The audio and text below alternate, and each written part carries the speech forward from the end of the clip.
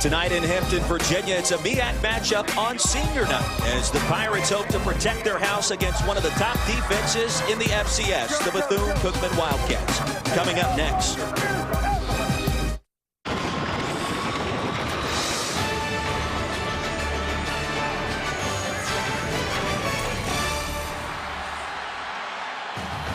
Hello and welcome to ESPN College Football Primetime, presented by McDonald's. We're at Armstrong Stadium on the campus of Hampton University as the Pirates get set to tangle with the Bethune Cookman Wildcats. An updated look at the MEAC standings. Bethune Cookman an opportunity tonight to continue its march towards its fourth conference championship in the last 5 seasons. Hampton in search of a signature win under a first-year head coach.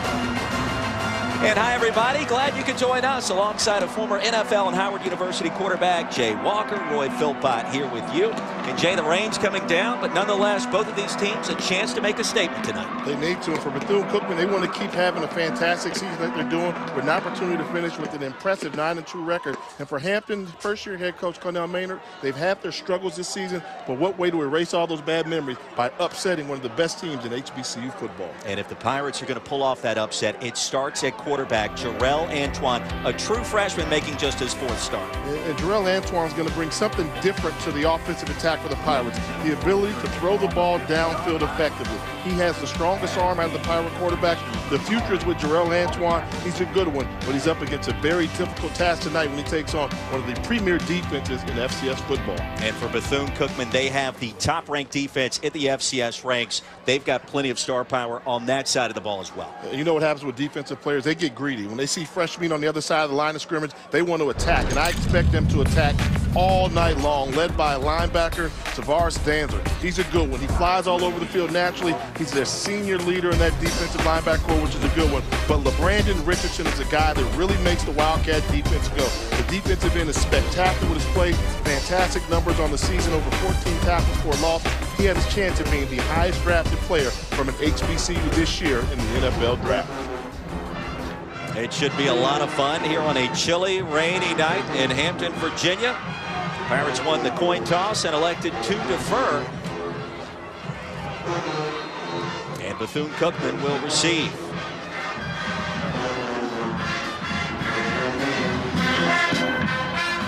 Anthony Prevost with the kick, and that wind blowing hard tonight. Pounds it into the end zone. It'll be 1st and 10 for Bethune-Cookman from its own 25.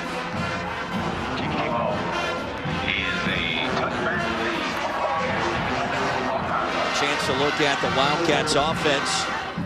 Not quite as explosive as the defense, Jay, but nonetheless, they've been productive, getting this team to 8 wins in 10 tries this year. They've done a good job, but they have to be concerned because the offensive productivity has gone down, particularly the last 3 games.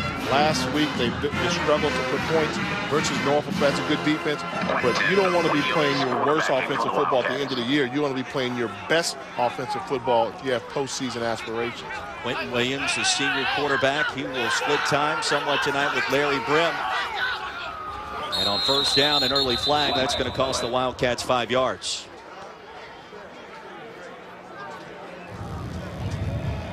False start, offense, number 69, 5-yard penalty, still 1st down. Andre Lowe, our lead official tonight here in Hampton.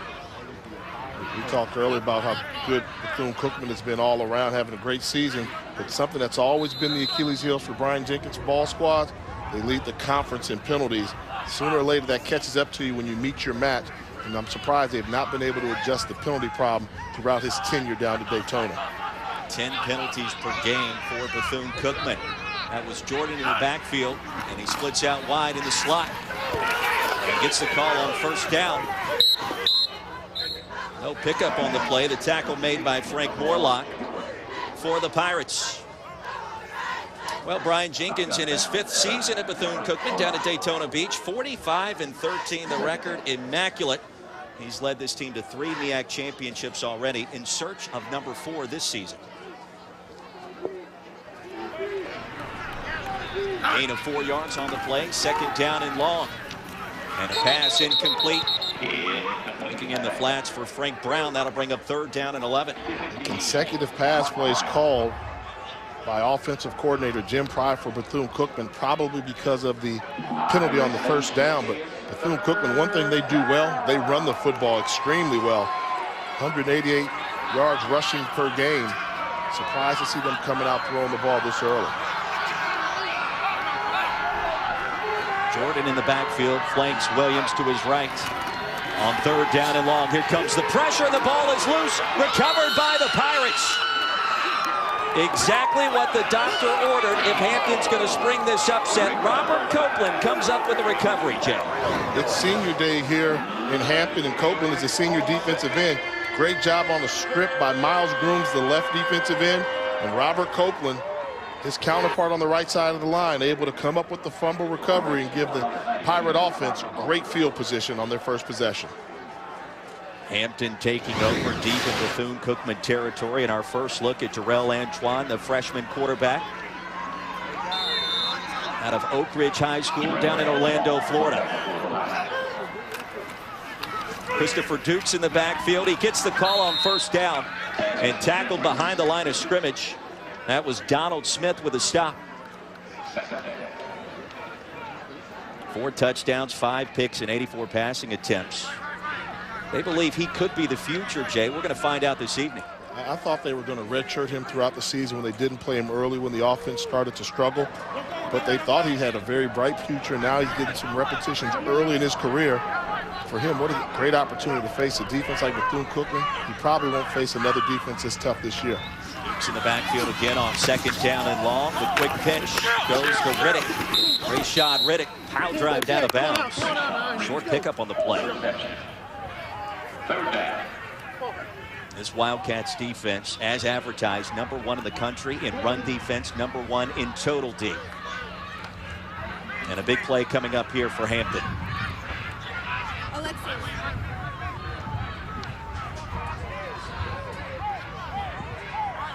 You saw the last play selection. They call it the quarterback sprint out. You do that with a young quarterback when you don't want him to read defenses too much in the red zone because things happen so much quicker. You think if you call that one, I wouldn't be surprised they decide to get him outside the pocket again and not do a pure drop back pass. And third down and 7, the play clock winding down, and the Pirates are going to wisely call a timeout. Connell Maynor, you look at his team's production in this first quarter this season, just 13 points on the year, Jay. Ouch. I mean, normally you come in and you script your best plays of the week and you run them on the very first series and you end up with points, but to have just 13 points in the first quarter, offensive inefficiency, but now with a great opportunity to almost gain by 50% if they can find a touchdown right now. Connell Maynor talking to his troops. Boy, such a passionate head coach, arriving here from Winston-Salem State, 45-6 record down there in Division II. He's been very excited about this opportunity despite just the 2-8 record. And between Brian Jenkins from Bethune-Cookman and Connell Maynor from Hampton, I don't know if you'll find a more competitive coach in their lifestyles, the way they live their life, the way they lead. Competition is the key, and that's what fueled them. And it'll be just a matter of time before he turns it around here at Hampton. Big play on third down. They'll fake the end around to the end zone, and it's caught. Touchdown, Pirates. And making the grab, Saquon Gooding, his second touchdown reception of the season. Make it easy for the freshman quarterback. Move the pocket, make the throw simple. Bootleg action, come around. 2 receivers crossing along the backside of the end zone. Great touch over the outstretched arms of the strong safety, Arthur Williams, as he just threw a perfect pass. And the Pirates have scored in the first quarter. Uh-oh, if you're Bethune-Cookman. Extra point attempt on the way. Anthony Prevost. It is up. It is good. Our new score with 13 minutes exactly remaining in the first quarter. The Pirates strike first here in MEAC action. The fumble recovery by Copeland and a sweet touch pass to Gooding. Hampton on top early.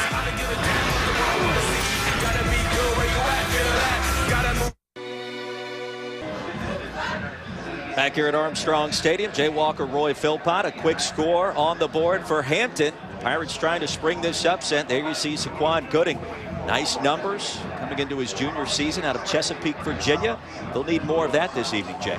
And it was impressive about the drive because the defense created the turnover. They got the ball in great field position, did not settle for a field goal attempt, able to punch it in with the score early and see if they can put some pressure on the offensive unit from Bethune-Cookman. Anthony Prevost back on the field to kick this one off.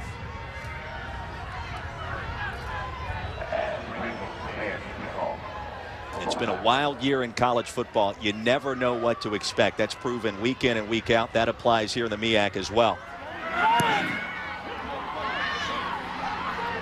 And the kickoff sails into the end zone. It'll be 1st and 10 for Bethune-Cookman from its 25.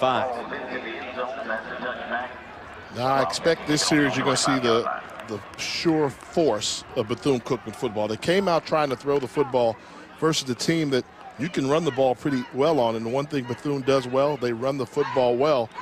Their Achilles heels, when they got beat by South Carolina State, 4 turnovers in that football game really sealed their fate. An early turnover here certainly gives momentum to the homestanding Pirates on 1st down. Williams looks to the sideline to get the play call. Jordan in the backfield.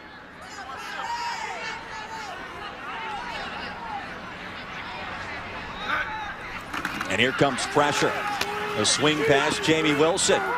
Shake and bake, crosses the 30 up to the 35-yard line. That's good enough for the 1st down. A pickup of 11 yards. Jordan Hill with a stop. And they use the wide receiver core more of the extended running back position there. Jamie Wilson, the transfer from Western Michigan, just give him the extended handoff on the outside, force your secondary to make tackles. That's a staple of the Bethune-Cookman offense, the bubble screen or the smoke screen. Wilson had a Sports Center top 10 play last week with a one-handed grab against Norfolk State. Second possession of the ball game for the Wildcats. And a deep handoff. Here's Jordan. Pushes his way across the 35 up to the 39-yard line. A gain of 4 yards on the play. Bring up 2nd down and 6.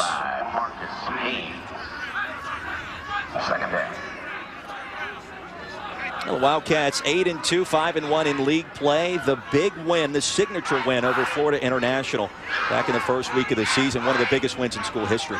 Yeah, for the 2nd consecutive year, they've beaten Florida International. Their only other loss, non-conference versus Central Florida. Respectable loss there. This is the Wildcat program, very difficult to beat. Jordan will test the right side. Fortunate to get back to the line of scrimmage.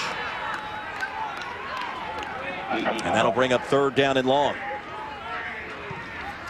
And that's where Bethune-Cookman doesn't play well. I think that whoever wins this football game is going to be the one that manages the 3rd down situations properly. If Bethune-Cookman 3rd and short all day, they'll win this football game. Hampton cannot afford to give you 3rd and long on a continuous basis. So I really believe the key is that 2nd down defense for both teams, putting the other team in a tough predicament out of their comfort level on 3rd down. Wildcats 40% on 3rd down this season. Big play here. On the option. And Williams goes nowhere. Sandwich at the line of scrimmage. Hayden Gregory leading the charge. One of the backup linebackers at that Mike spot.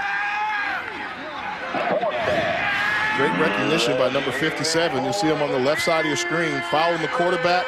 When he decides to abandon the option, Gregory is there to make the tackle. And good start defensively for the Hampton Pirates. Impressive indeed when you consider that Hampton playing without 3 starting linebackers tonight. Nearly a block kick. As Jonathan Cagle gets it out of there. It'll roll inside the 30-yard line after the 30-yard punt. It'll be good field position for the Pirates when we come back here in Hampton.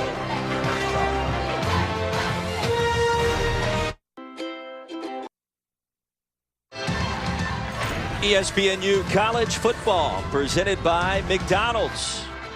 Back here at Armstrong Stadium, 7-0 our score. The Hampton Pirates jump out to the early lead and with possession, with good field position. Jay Walker, Roy Philpott. A second look at Terrell Antoine, the freshman quarterback who goes under center. High formation, a deep handoff to Aaron Carter Jr.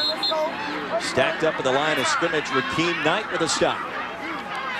When you do the scouting report for Hampton versus Bethune, everything that I kept seeing told me that Hampton would not be able to move the football down the field on a regular basis versus Bethune Cookman because of the strength of the front seven from Bethune Cookman. Now's an early chance to see. They have a lead. Are they going to try and force feed the run, or are they going to rely upon the big play, which I anticipated would be their game plan coming into tonight's football game? Pick up of 2 yards, 2nd down and 8. Quick pitch and catch. Warren Mixon with the reception. Thomas Finney with the stop. Well, the Pirates season under first-year head coach Connell Maynard just 2-8, but they're building towards the future. And that first quarter offense already on fire tonight. They've got it going in the right direction right now, and I think the offense has been able to move the ball, but defensively they have really struggled stopping teams from running the football. On 3rd down and short, Carter Jr. nowhere to hide that time. Ralph Williams Jr. with a tackle. Message. That was a message sent by Bethune Cookman. It's 3rd and less than 2 yards. Obvious run situation. Look at Tavares Dantzler blow up the fullback and there to finish up the play. Ralph Williams, the leading tackler for the Wildcat defense, transfer from Ole Miss. Wildcats defense holds. It'll bring up 4th down. Here comes the punt team. You saw that message, though? You saw that message? I saw it. I felt it up here in the booth. 3rd and 2, and now all of a sudden they're punting on 4th and 3. It's going to be very tough to run the football against Bethune Cookman this evening. And the punt nearly blocked. Brown calls for the fair catch. He'll make it at the 19-yard line after the 53-yard punt. Saturday on ESPNU, the pursuit of consecutive ACC Coastal titles continues as All-American was in control. Then Duke had a couple victories. Now Georgia Tech, a big matchup at Clemson, or down in Atlanta this weekend, rather. Still up for grabs. David Cutcliffe's done an amazing job in Durham. Wildcats back on the field. 1st and 10 from their own 19. And the handoff straight ahead. Pickup of 3 yards on 1st down.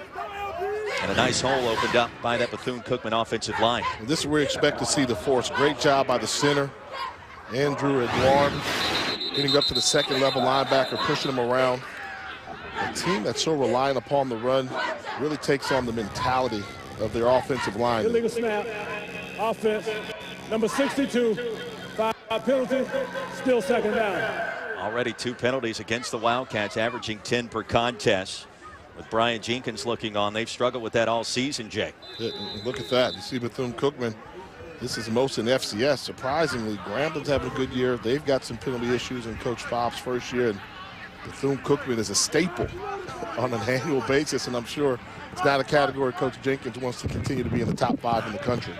2nd down and 11. Michael D. Jones back in the backfield, and the pass is incomplete. Looking for Devontae Washington. That'll bring up 3rd down and long in coverage, Lorenzo Fields. And Bethune Cookman, they need to put together a couple 1st downs. I don't think their special teams are good enough where they can win the battle of field position relying upon your special teams. Hampton's had a really good punter. They have a really good field goal kicker. So if you're Bethune Cookman, you can't rely on winning the battle of special teams in the return game to bail you out.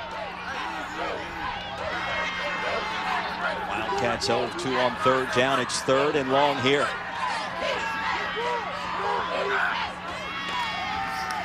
And with time is Williams, lobs it downfield and nearly picked off. Miles Morris in coverage, nearly had the interception. That would have been the 1st of the season. The sophomore from Greensboro, North Carolina. And what great recognition by Morris. He was playing cornerback, but take a look at the bottom of your screen. Watch him come off his outside defender, and he's just using his eyes. He sees the ball's thrown early. No need to rush and get to the quarterback, to the wide receiver. Ball leaves his hands. Morris recognized it early. Williams, a cool customer in that pocket, couldn't deliver the strike on 3rd down and long. Jonathan Cagle back on to punt this one out of there. And what's he doing? The rugby-style kick is going to be blocked, and it'll be 1st and goal for Hampton. The 2nd costly mistake for the Wildcats.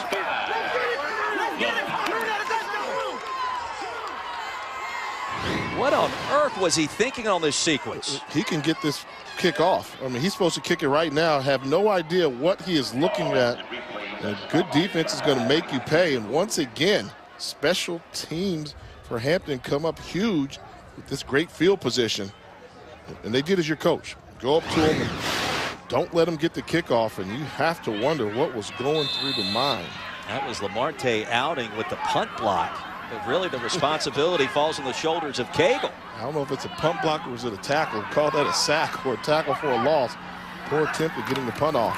The strangest plays you'll see in college football this season on 1st and goal towards the end zone. Nearly picked off as well. Terrell Antoine rolling the dice on that pass. Antoine, this is a freshman mistake. Tavares Danzer, the linebacker, failed completely for the fake. Look at number 9. Come across the screen, doesn't even see the ball. Run it. When you beat the defensive that bad, run it. He did not run it. He could have picked up positive yards. There was no outside contain. Missed opportunity by the young freshman. Great field position on 2nd down and long. Antoine chased again towards the end zone and out of bounds. You saw the adjustment. This time he did not beat Danzer outside the pocket. Danzer was there with pursuit. And that's what a good player is going to do. You can fool me the first time, but the second time, look at Danzer, number 9, left side of your screen, right side of your screen. Recognize it. He's not giving up on the play. Forces Antoine to get rid of the ball a little bit sooner and talks to him about it. A little chippiness there at the very end. Dancer trying to get into the head of the freshman quarterback who started 4 for 4 but now has missed his last 2. Nearly halfway through our first quarter, Hampton trying to pull off this upset and gain that first signature win under first-year head coach. That's a delay of game. Another freshman mistake, nonchalantly shifting the protection, not knowing that the 25-second clock was down to 1. And this is going to be the challenge, I think, for Terrell Antoine and the relationship between Connell Maynard and Antoine, because I mentioned how competitive Maynard is. As a quarterback watching that, that's just unacceptable to have that type of penalty. 3rd down and goal from the 16. There goes Antoine. That could be a face mask, and that'll give him a 1st down. A costly mistake by Donald Smith, the senior linebacker. And this is now a trend. We've seen 3 of these costly miscues in this first quarter. He decides to run the football. Offense, number 61. That penalty is declined. 4th down. So they called holding. They did not call the face mask. It was a hold on the right guard, Corey Alpici. He threw it right after the face mask. See 61 in the middle of the screen. Right there. And kind of a touchy call. 29-yard field goal attempt. As Anthony Prevost checks back in, 6 of 12 this season. Preseason all MEAC from the right hash. Kick is all the way. Kick is good. So the Hampton Pirates have struck gold here in this first quarter. 6:43 remaining. Our new score. Hampton leads Bethune-Cookman 10-0. A college football doubleheader. ESPNU College Football Primetime is presented by McDonald's. I'm loving it. And in part by Joseph A. Bank. We fit most everyone. JOSbank.com. Well, a beautiful day in the Virginia coast earlier. Sun beaming down, sun splashed, if you will. Starting to cool off here tonight. Slight drizzle in the area. Hampton leading Bethune-Cookman 10-0. Jay Walker, Roy Philpott. Not what we expected so far tonight, is it, Jay? No, Bethune-Cookman not protecting the football, a missed opportunity on special teams to get a punt off and a fumble by the quarterback. And the Hampton Pirates, a team that have only scored 13 points all season in the first quarter. They have 10 points already in this football game, and they lead the Wildcats. And the deep kickoff will be down. First and 10 coming up for the Wildcats. And the struggles for Bethune-Cookman tonight. Take a look at some of the numbers. Well, look at that. They've run 11 plays, only 5 yards. And Hampton doesn't have a very ferocious defense, but they've been throwing the football. And I think the 2 penalties have hurt in the 0 for 3 on 3rd down. Uncharacteristic of the Wildcat offense. Keep in mind, Hampton playing without 3 starting linebackers. 2 are out due to injuries. 1 was suspended, including the leading tackler, Joshua Thorne. Critical drive coming up for the Wildcats on first down. And Williams with time is high with the pass, and it's nearly picked off. Trying to find his leading target, Jomo Gordon, and that time just inaccurate. Oh, I mean, missed opportunity for a huge play by Jordan Hill, defensive back junior. This is an overthrow. Hill's in deep coverage position. You have to make that catch. No one would have been there to tackle him. If you get a chance to have a pick six as a defensive back, that's an interception for a touchdown. That's a game-changing moment. You can't afford just to drop that ball. On second down, handoff, straight ahead. That's good enough for the first down for the Wildcats. As Anthony Jordan. That Michael D. Jones with the carry. And you see now, this is just force feeding the run. Great job of getting up to the second level by Dwayne Montgomery. And knowing Ryan Jenkins and this Wildcat program the way that I do, after that miss and that interception opportunity from Quentin Williams, they're going to force feed the running game. And you may not see another run the rest of the first quarter, let alone the first half, unless it's an obvious situation. They will call their designed run plays and not jeopardize another turnover. D. Jones back in the backfield. The handoff again with some running room, and there he goes. Crosses the 40, down past the 35. And he stays in bounds. That's a touchdown. 54 yards.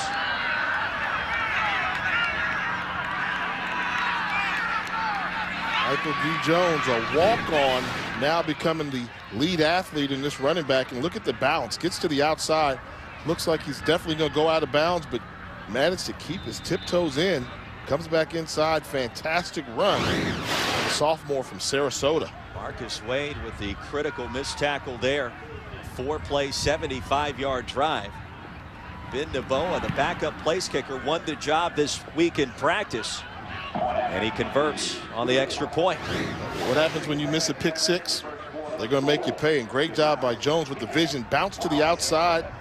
Comes on the sideline. And poor angle on the tackle by Marcus Wade. And he's off to the races. Good team. You had him on the ropes early. You had the interception in your hands. You drop it. They decide we're going to go to what we know we can do well, which is running the football. Now all of a sudden, it's a 10-7 game. Take a look at our HBCU top storylines headed into another big weekend of college football. Three-way tie, rather, the top, Jay, of MEAC. Something we have to look at. Bethune Cookman, South Carolina State, A&T. Interesting dynamics there. They won't play each other anymore this season. And see the rest of the story, the Alcorn State. Then I think that's an interesting story, that bottom one. The Bayou Classic is going to mean something for the first time in a long time. No doubt. Whoever wins that game, they can RSVP for Houston, Texas for a date versus Alcorn. And we'll have much more on all of that coming up at halftime. Intriguing start to this one as Hampton hanging around early, trailing with that 10-7 lead after the touchdown by Michael D. Jones. And a short kickoff into the wind. Morris bangs his way ahead. Short of the 25-yard line. It'll be 1st and 10 for the Wildcats.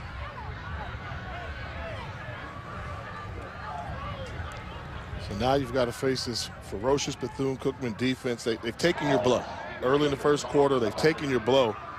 And now the challenge, offensively, how do you plan on moving the football versus Bethune Cookman? I don't think they're going to be able to run the football. They've got a young freshman quarterback in there. I think they're going to have to rely on his right arm in order to pick up yards versus the Wildcat defense. Star for Antoine, the true freshman signal caller. Another pitch and catch. That's to Warren Mixon. 40th reception of the season for the sophomore from Charlotte, North Carolina. And that's nice. I mean, the timing was there before Mixon left the break. The ball was out of the hands of Antoine. Antoine doesn't seem to be fazed by this vaunted Bethune Cookman defense. He's throwing the ball around pretty good.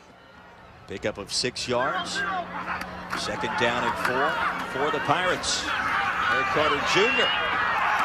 keeps the play alive. He's got the first down after some tough running. A good running back runs to vision. And Bethune-Cookman did a good job clogging the middle.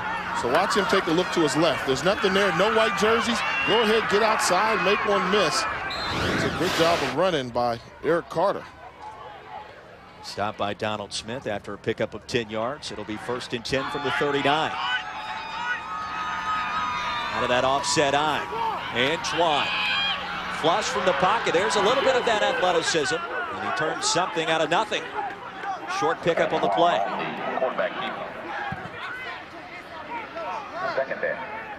Well, that's got to be what Connell Maynor sees out of this freshman signal caller, Jay. That athleticism. You see the numbers this season.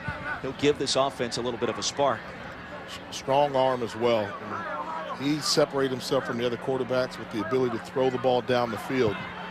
They've gone through the quarterback shuffle here at Hampton, but I think it's pretty confident with Antoine. 2nd down and long. The pitch back. Christopher Dukes close to the 1st down, and in fact he's got it. So the drive continues for Hampton. The stop made by Thomas Finney, the transfer from Miami. And an injured player on the field for the Hampton Pirates.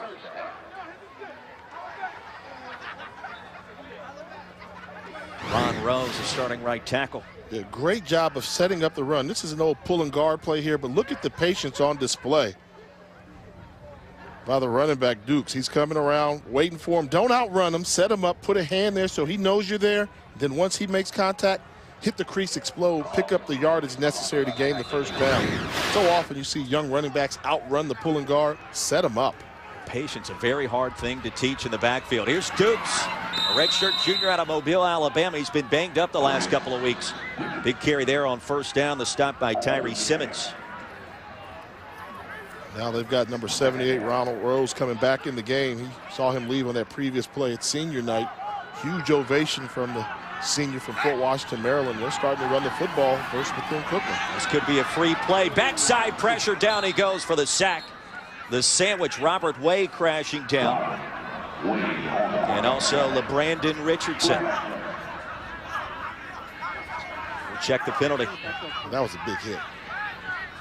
It should be offsides, and that'll be good enough for the Hampton 1st down. I mean, they got the penalty. It's going to be offsides, but Offsides. Defense, number 93. 5 yards from the previous spot. Replay 2nd down. They're going to get 5 yards, but look at the hit on the quarterback. That's the offside. But the line doesn't really hold too much, and here come the bookends. Those hits start to add up as you go through the course of 4 quarters. Under 4 minutes to play in our 1st quarter. Hampton leading Bethune-Cookman 10-7. Christopher Dukes with a hot hand. Lasso from behind. And tackled for no gain. Ronnie Barrow had 2 safeties last week in the win at Norfolk State. Makes a stop there. We called that game live last week versus Norfolk. You know, number 1 and number 2 defenses in the conference, 2 of the top 5 defenses in the country, and it was what you expected. I mean, it was 2 heavyweight defenses going at it. Bethune-Cookman very fortunate to walk away to victory. We talked to Brian Jenkins and said, get on the bus and celebrate you got the win. On 2nd down and 10, pass is caught. Out in the flats, a short pickup, Saquon Gooding. And a stop made by Donald Smith. You notice there's confidence in the play selection with Antoine in there at the game. And you're taking on this defense here in Bethune-Cookman, one of the best, 22% conversion rate. But that's insane. But they are attacking this defense. They do not care. They have a freshman quarterback in there. They're pulling out all stops. Draw plays goes to Eric Carter. And short of the 1st down, it'll bring up 4th down and short after the stop made by Rakeem Knight. 22% on 3rd down. That's getting your defense off the field in a hurry. And Connell Maynor going to roll the dice on 4th down. Hampton 6 out of 18 on 4th down this year. You like this call? Really too far for the field goal. Too far for the field goal right now. You're sending a message right now. You want to say we can pick up 3 or 4 yards. I look for them to get the quarterback on the perimeter again and bootleg action. With time, Antoine has Gooding, and that's good enough for the first down. A big pitch and catch.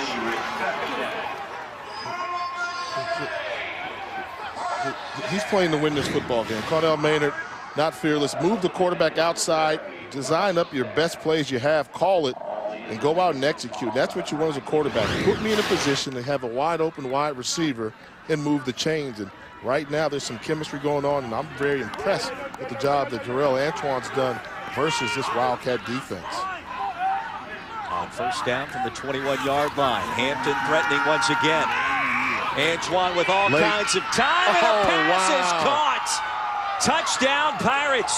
Saquon Gooding, his second time at reach pay dirt tonight. Would you rather be lucky or good? They'll take it however they can get it, my man. They will take it how they can get it. Poor throw. Late decision to go to the football down the middle of the field. The safety has a beat on it. How does he miss it?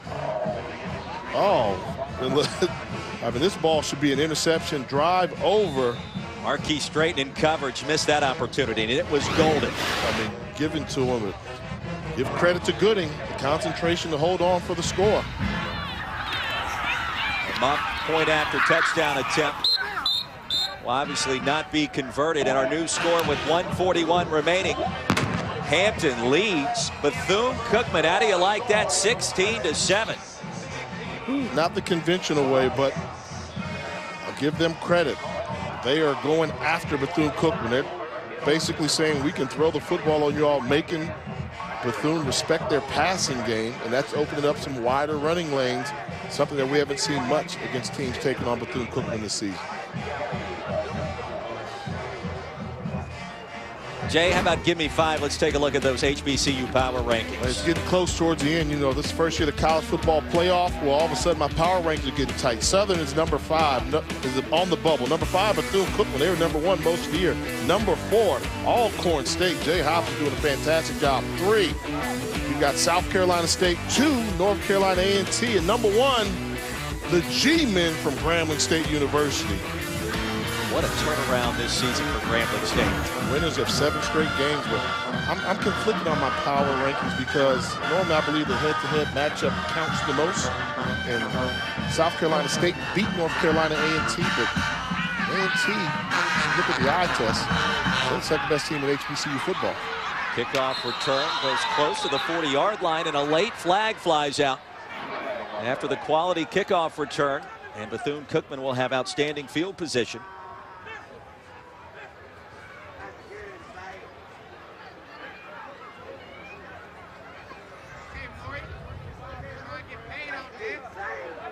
Jamison Wright takes it back 34 yards. Let's check the call.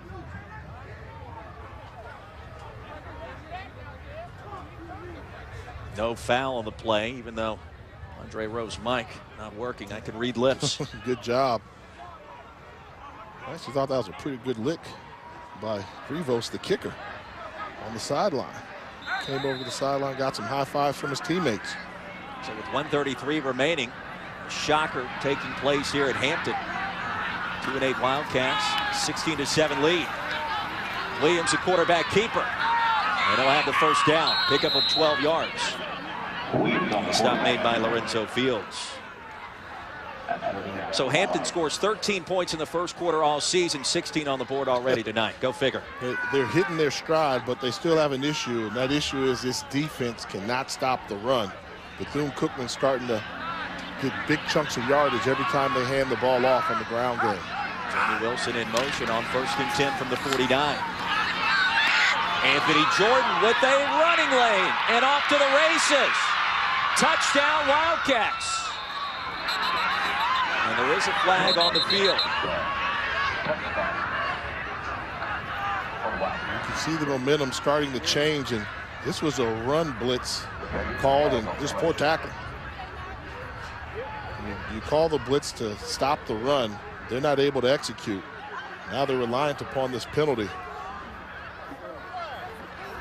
And again, these penalties mounting up for Brian Jenkins' club. Averaging 10 per game, coming in right at 100 yards as well. And there's an injured Wildcat. That's your starting defensive tackle. Make that an injured Pirate. Owen Abasui.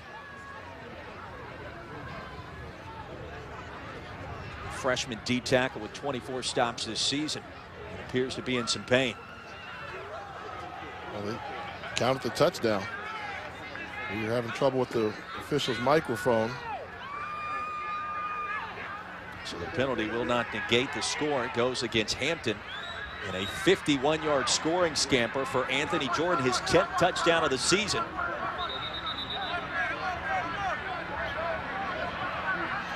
And now it looks like the Wildcats will go for 2 after this injury is taken care of.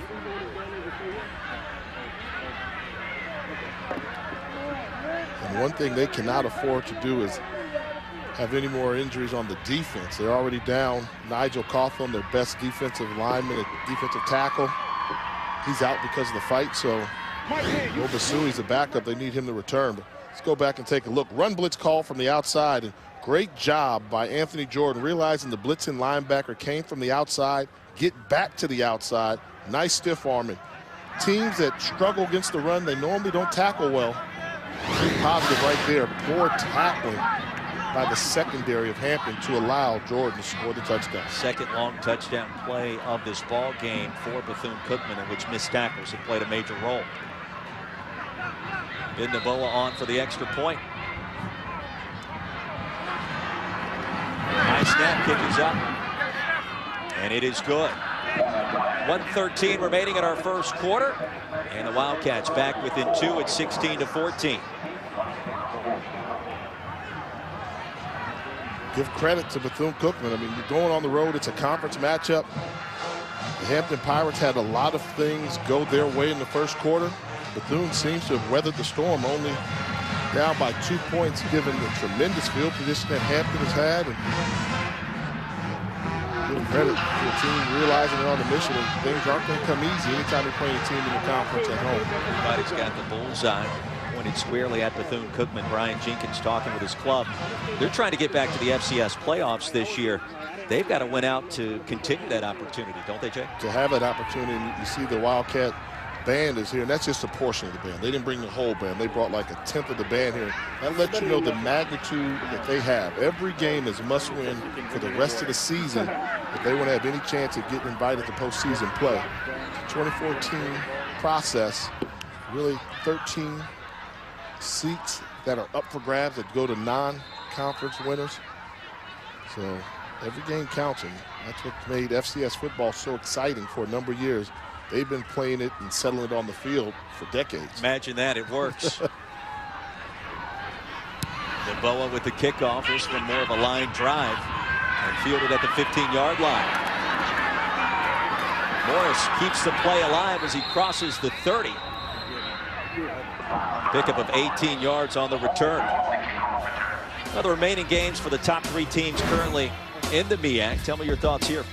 Well, I think North Carolina A&T takes on Savannah and Central. Central, watch out, trap game. They've got a good team there. Bethune has to take care of Hampton and Florida A&M. The records say if they control it, they should be okay. In South Carolina State, winnable football games there, but Morgan State, that's been a surprise team in conference play this year.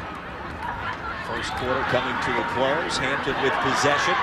Eric Carter with running room. There he goes, crosses the 30-yard line, dragged down from behind. Another quality pickup for the Pirates.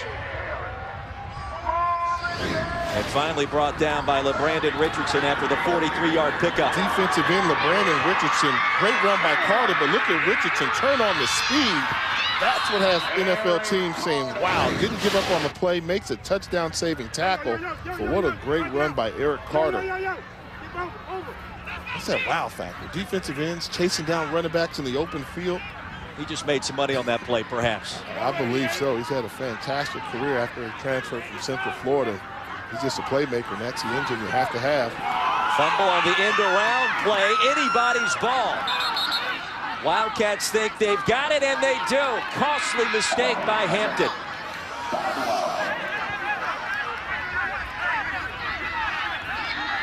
That's a quick whistle to give the Wildcats the ball, unless they clearly have it down at the bottom of the pile. It was Rashad Riddick coming around on the end around, and coming out of there with possession is LeBrandon Richardson. Speaking of the Devils. He's been around everything. And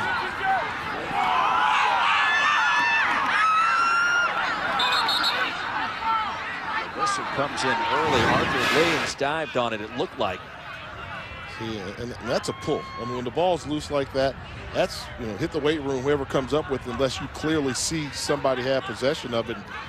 Give credit to the officials. They thought they saw possession for the Wildcats, and they got it correct because Richardson came out with the football. First turnover of the ball game for Hampton. And the quarterback keeper by Quentin Williams. Gain of 4 yards on the play, and what should be the final play of our first quarter. Hayden Gregory, the Mike linebacker, with a tackle. And you saw that last play there, another missed tackle. They dialed up the right blitz from the linebacker coming from the outside, unable to tackle Quentin Williams in the backfield. It should be a negative yardage play, picks up positive yards for the Wildcats. An exciting first quarter in the books. The Hampton Pirates with a 2-point lead against Bethune Cookman. Saquon Gooding, 2 touchdown grabs. Wildcats try to rally.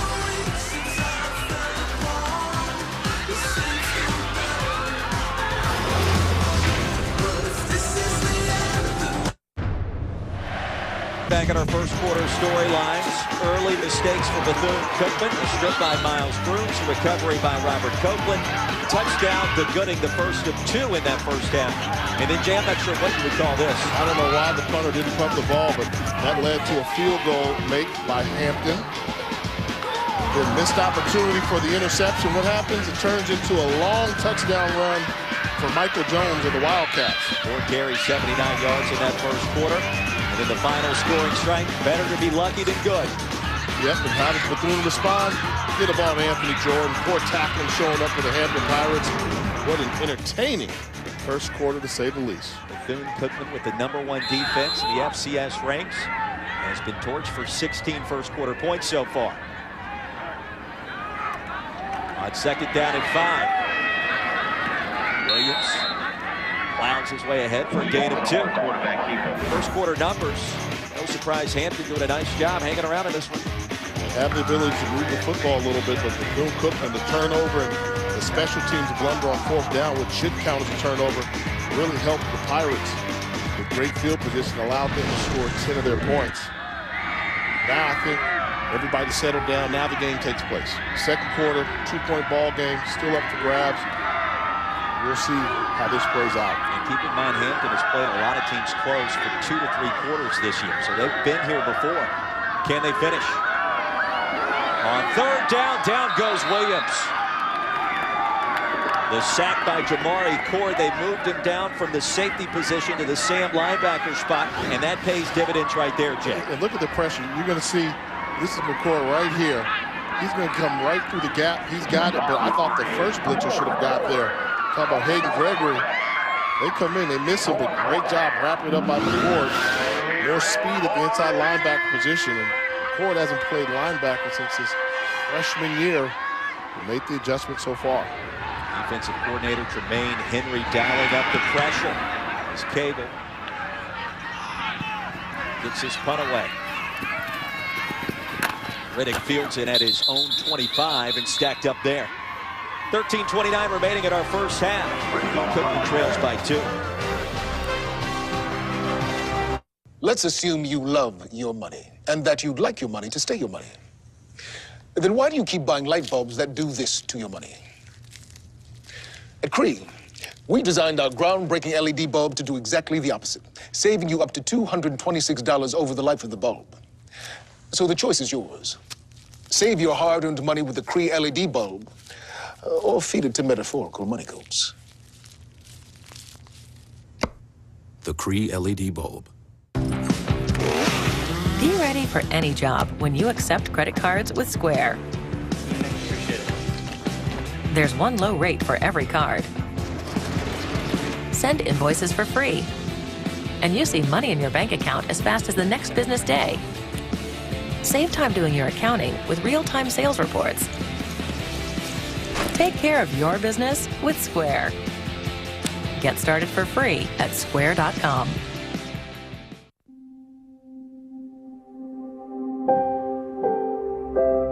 While we may never know exactly what the weather has in store, One thing we do know is how to be ready for it. Rain-X wiper blades clear the windshield of rain, sleet, and snow without streaking, giving you the confidence to weather any kind of weather. Rain-X Premium Wiper Blades. Available at these fine retailers. Saturday on ESPNU. Touchdown, Duke. Duke's Connell Maynor in his first season here at Hampton, the former North Carolina A&T quarterback, moved on to become an outstanding player in the Arena League, played for 10 seasons, MVP of the Arena Bowl in 2000. Moved on to Winston-Salem State, 45 wins, just 6 losses, a Division II HBCU national title. And then, of course, transitioning here to Hampton.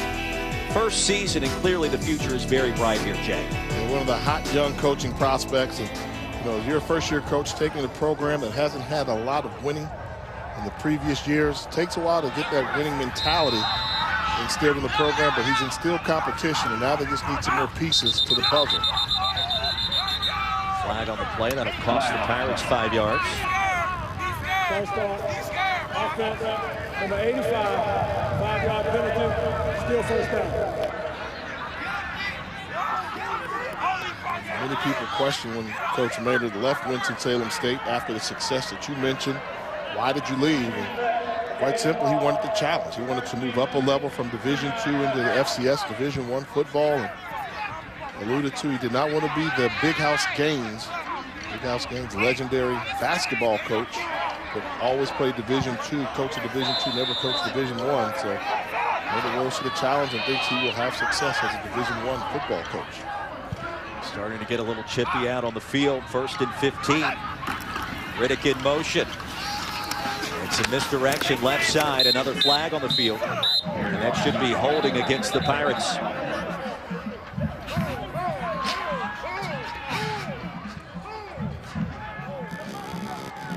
Holding, offense, number 61, 10 yards from the previous spot, still first down. Oriel Peachy, flag for the penalty.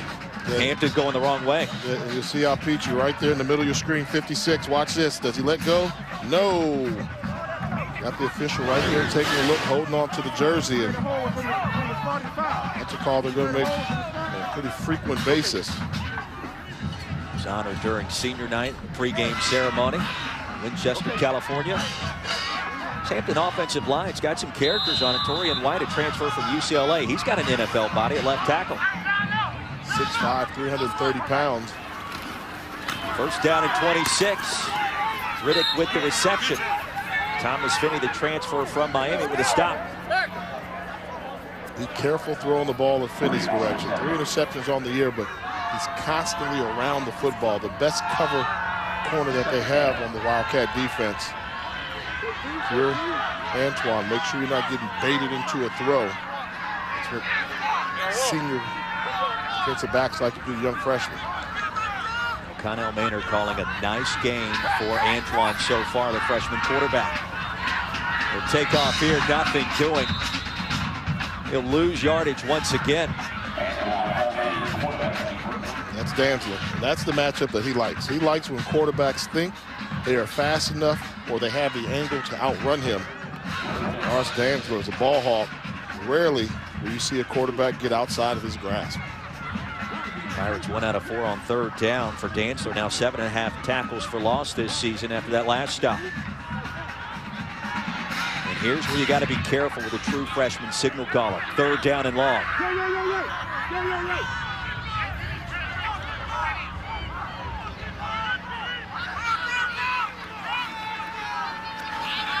Antoine with time across the middle. He's got Gooding. That's good enough for the first down, and there goes Saquon Gooding into Bethune Cookman territory. And a big-time conversion. Simmons with a stop after the 49-yard pickup. And this is a strike thrown by Antoine. Coming across, leads him, hits him in stride. And that gives him the ability to run after catch. And Saquon Gooding, you can't stop him. They can only hope to contain him. What a great first half this young man has had. Gooding approaching 100 yards receiving. Bubble screen. Nothing doing. That'll be a false start. Snap infraction. Offense. Number 56, 5-yard penalty, still first down. Michael Young, the guilty party. Connell Maynard can't believe it. And those penalties starting to stack up against both teams.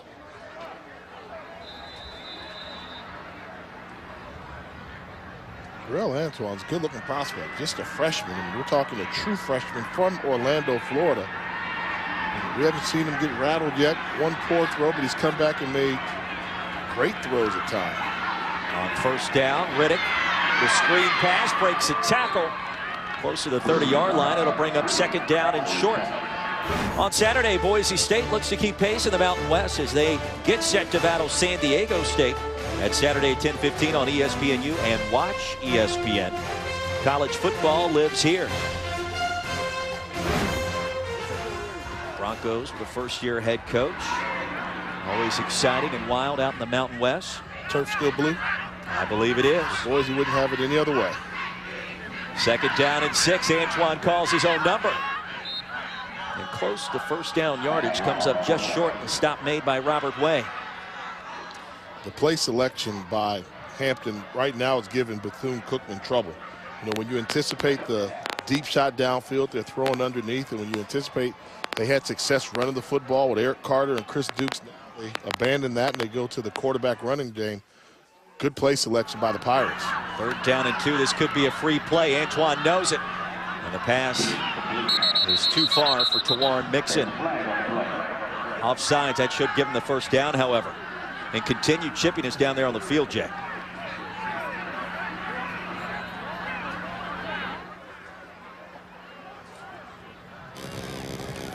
Offsides, defense, number 97, 5 yards from the previous spot.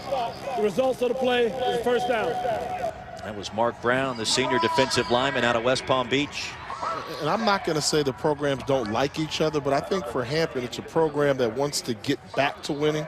And Bethune-Cookman, I mean, they've been the big kid on the block for a number of years now, ever since Brian Jenkins took over. So if Hampton wants to establish that the Pirates are going in the right direction, they have to go through Bethune-Cookman. And right now, they are not backing away from the Wildcats. Very impressive showing thus far for Antoine. With time, somehow avoids the sack and stays on his feet.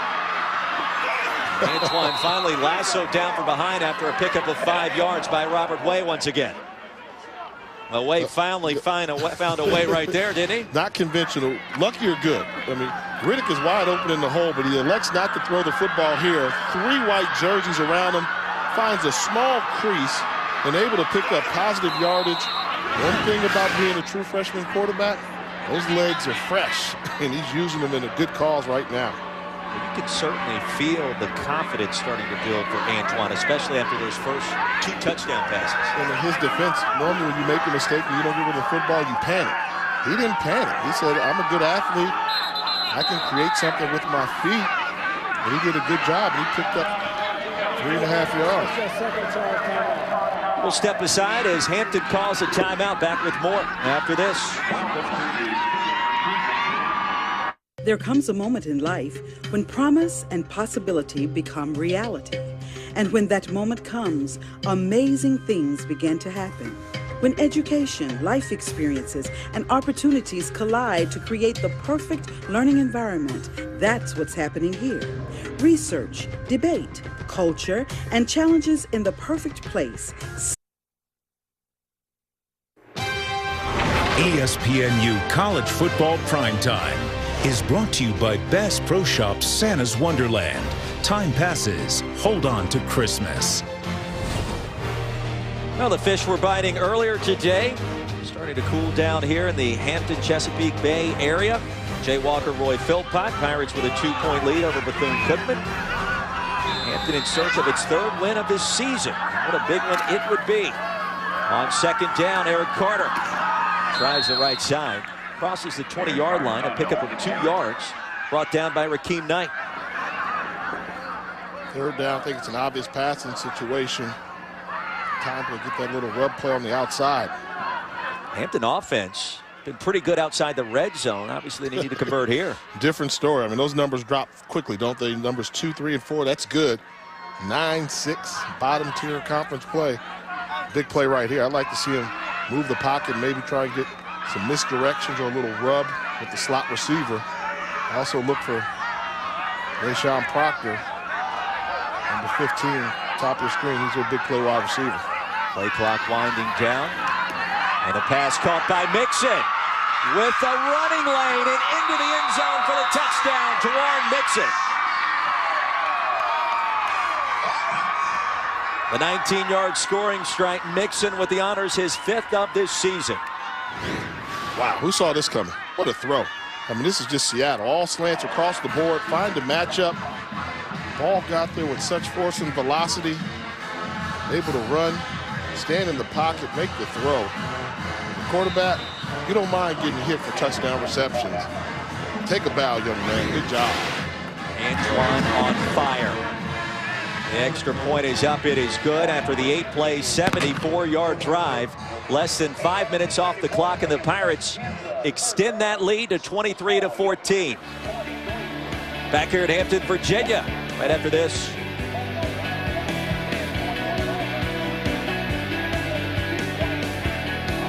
Saturday on ESPNU. Touchdown! Back here in Hampton, Virginia, the Pirates with a 23-14 lead. 8:34 remaining in our first half, and here's how it happened. Take a look at the pre-snap read. This is Twan Mixon right here, but you're going to get 3 slant patterns. You find the best matchup you can find with a clean release off the ball, slants all across the board. He recognizes he's got the ball. Mixon in the middle of the field, hit him in stride, get a rub route, coming across the formation, comes a foot race to the end zone. Quarterbacking at a very high level right now. Freshman Gerald Antoine. And the kickoff will be pooched down to the 25. And a return across the 30-yard line. It'll be 1st and 10 for the Wildcats right there. And the Bethune Cookman offense that we've seen struggle throwing the football. Right now, Bethune Cookman is one-dimensional. They only have faith in their running game. If you're Hampton, you don't tackle well. You have to lower the shoulder pad level a little bit. You have to assume that defensive coordinator Tremaine Henry is going to continue to call the run blitzes because Bethune-Cookman's probably going to hit him with a heavy dose of the running game. And that breeze filtering through Armstrong Stadium, a chance perhaps for the Wildcats. The back of Quentin Williams, will see if they can capitalize. Just 2 of 6 passing thus far. Jamie Wilson in motion on 1st down. Hand off to Michael D. Jones. Nothing doing. Frank Morlock with the tackle. And that's what you have to do right now. If you're Hampton, realize the run is coming, shore up your tackling. I mean, so often tackling is just a mental approach to the game and taking the right angles. And throw the numbers out the window. If you have a defensive coordinator to get you in the right scheme, it's your job to execute as a college football player. 2nd down and 8.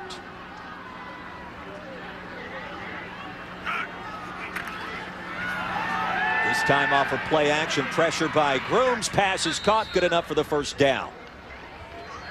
Jamie Wilson, his 1st catch of the ball game, his 9th of the season, and a 12-yard pickup to keep this drive going. Yeah, and watch the play action fake by Quinn Williams just completely fools Miles Grooms. The defensive end responsible for outside contain goes inside. Williams did a good job. Play action fake, fooled the defense, able to get outside the pocket for the completion. Straight ahead with a handoff. Michael D. Jones having himself a strong 1st half. Gain of 4. I believe that's what Bethune-Cookman has to do. They have to do the running hard in between the tackles to wear down a very injury and suspension decimated defensive unit from Hampton University. And from the 48, stacked up at the line of scrimmage, Owen Abasui and also Jamari Cord with a tackle.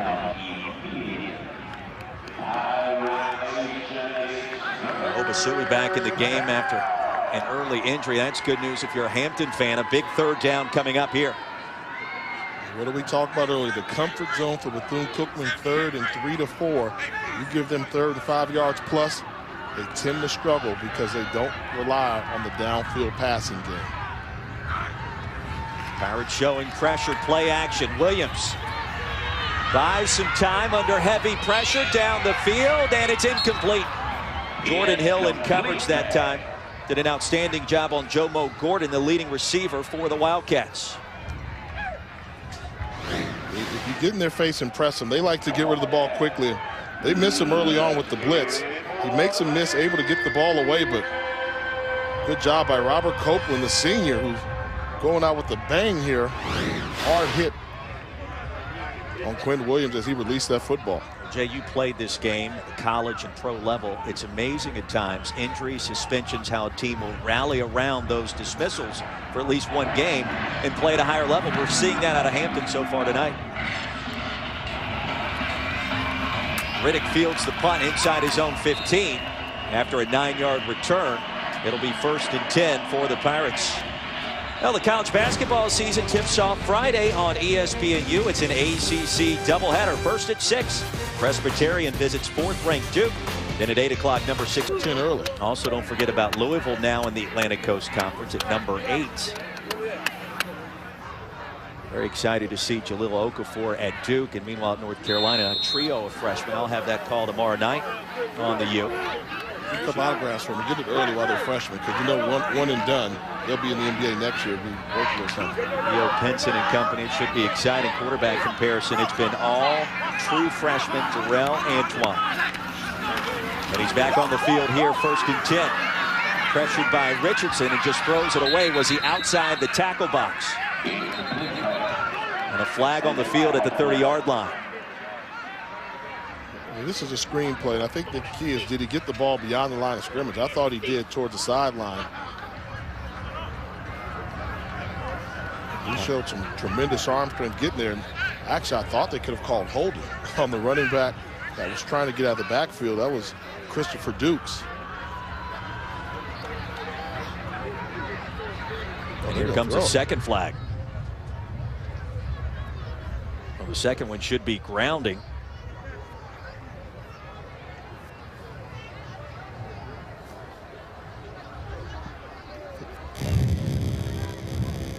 There was no foul for illegal man downfield. We have intentional grounding. Number 3, the ball be played at the spot of the foul. Still 1st down. That's a tough one. I want to see it. I mean, correct. 2nd down. All right, so we see the line of scrimmage is the 25-yard line. I mean, he's dropping back the whole time. That's the hole where they threw the running back down. Ball. Well, it's close. He didn't cross the line of scrimmage. Yeah. Good call. But it goes back to the original one. That's holding. I mean, you're not allowed to grab the running back and just throw him to the ground.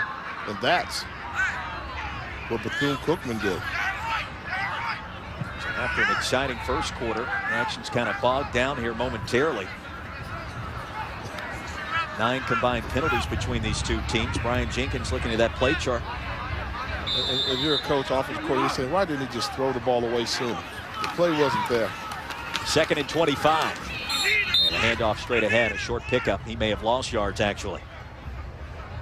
So a chance here for this number 1 ranked Wildcat defense to provide the offense quality field position, Jay.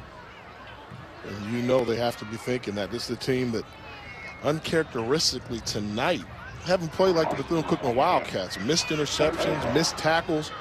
Hampton has kept them on their heels pretty much since the game started. Double move. Looking for Riddick.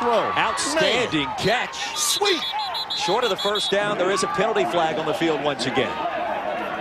That was sweet. Double move. Rashad Riddick.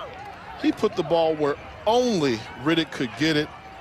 May have come up short, but that's a big-time throw. Gain of 13 yards on 3rd down and 25. And our officiating crew out of the MEAC has been very busy in this first half.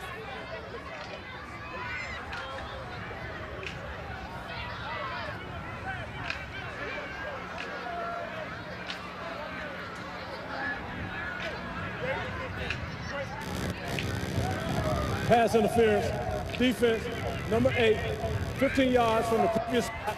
Automatic 1st down. And another costly mistake for Bethune Cookman. The penalty will give him the 1st down, but watch this here. Quick shoulder turn, let it go. I mean, look at that location there. Off the double move. There's no way he can get to that. He's feeling it. He knows that was a big time throw. Well, that was my next question. As a former quarterback, you can understand when he starts to feel that rhythm. And rarely do I say sweet in the middle of the throw, but I saw the route developing and how he stuck that throw. That was classic. Antoine rolls to the right, pass is short. And looking for his favorite target, Saquon Gooding, already with 2 touchdown grabs tonight. And Antoine says that was his fault. Well, the wind is whipping around and now blowing in the face of this Hampton offense. That probably factored on that throw as well. It did, but I think you go to the running game. After you got the first down with the penalty, 5 minutes to go, run a little bit of that clock off where you have to punt the ball with as little time on the clock as possible. But the incomplete pass stops the clock. Antoine under center. They'll set up the screen play to Christopher Dukes. Nice move. Crosses the 30. Finally tackled across the 35. That's good enough for the first down. Tavares Dantzler finally made the stop. This time they didn't hold on the screen pass. Dukes was looking to avoid contact early, and the junior from Mobile, Alabama cuts against the grain of the defense, accelerates and picks up the first down. 7th catch of the season, delayed handoff. Dukes once again showing the moves as he dances his way for the 9-yard gain. And they are taking it to the Wildcats. They are keeping them off balance, using the speed of Bethune Cookman defensively against them by utilizing misdirection and screen pass and double moves in the passing game. Hampton is doing something that I don't think many people thought they would be able to do. And Dukes has been a spark plug for this offense. Here's Aaron Carter. Flag on the field. He's got the first down. We'll check the penalty. And again, some extracurricular activities there. Stop made by Rakeem Knight.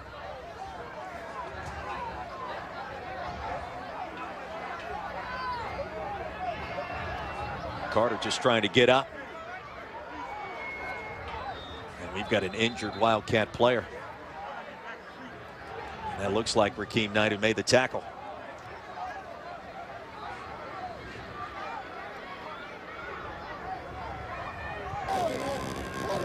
Illegal substitution. Illegal substitution on the defense. That penalty is declined. First down.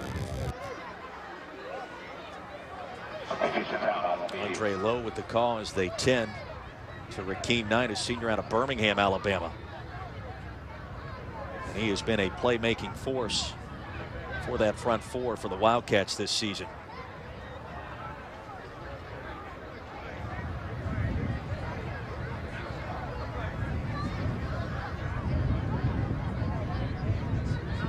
Well, under 5 minutes to play in this first half. It's been an entertaining first half. Hampton with just 2 wins this season. Surprising.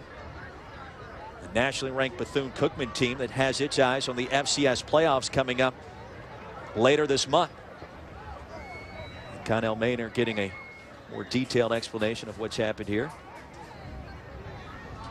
Well, you'd love to see Knight move around a little bit. We haven't seen that just yet, Jay. I've seen him move his arms a little bit, but they're being treating him very gingerly before they roll him over, which is a smart thing to do. Now 6'2", 310 pounds. That's not necessarily the easiest thing to do out there. And you want to be as cautious as possible in these circumstances.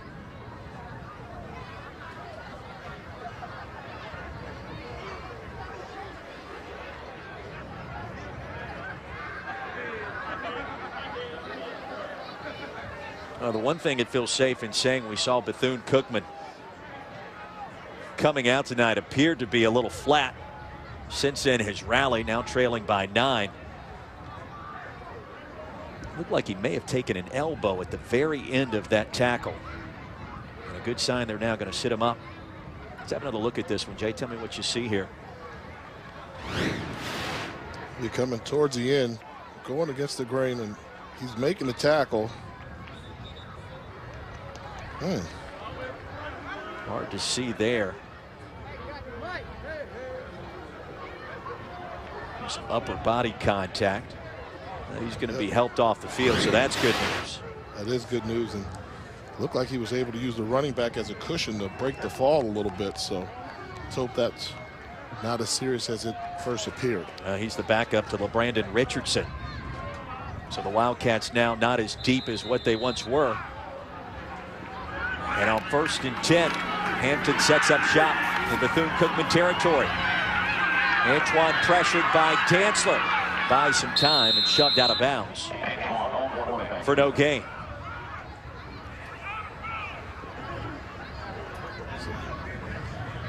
And finally, no flags, so that's encouraging. One other thing that we've seen in this first half, no Jory in Washington. Coaching staff telling us this week, Jay, that he's been banged up. And needless to say, Eric Carter, Christopher Dukes have more than picked up the slack. Yeah, they're good. He's a great one. And he'll go down as one of the best here on campus here at Hampton. And tough for him. You know, if he could play, Wood had his family with him from the West Coast to come out here and celebrate senior day with him, but just not able to play, and unfortunate for the Pirates. Yeah, redshirt senior out of Los Angeles. Second down and 10.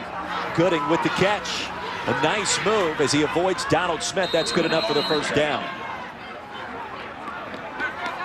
And with that catch, Gooding goes over 100 yards receiving after the 13-yard pickup. And they're continuing to keep Bethune-Cookman off balance. Bethune has enough confidence in their front seven that they're not blitzing. And I think Hampton realizes that, and they're taking advantage of that. And the quarterback's starting to get comfortable. But now, once the team starts to move the ball, look for the Wildcats to bring pressure. Draw play to Carter with real estate down to the 20-yard line.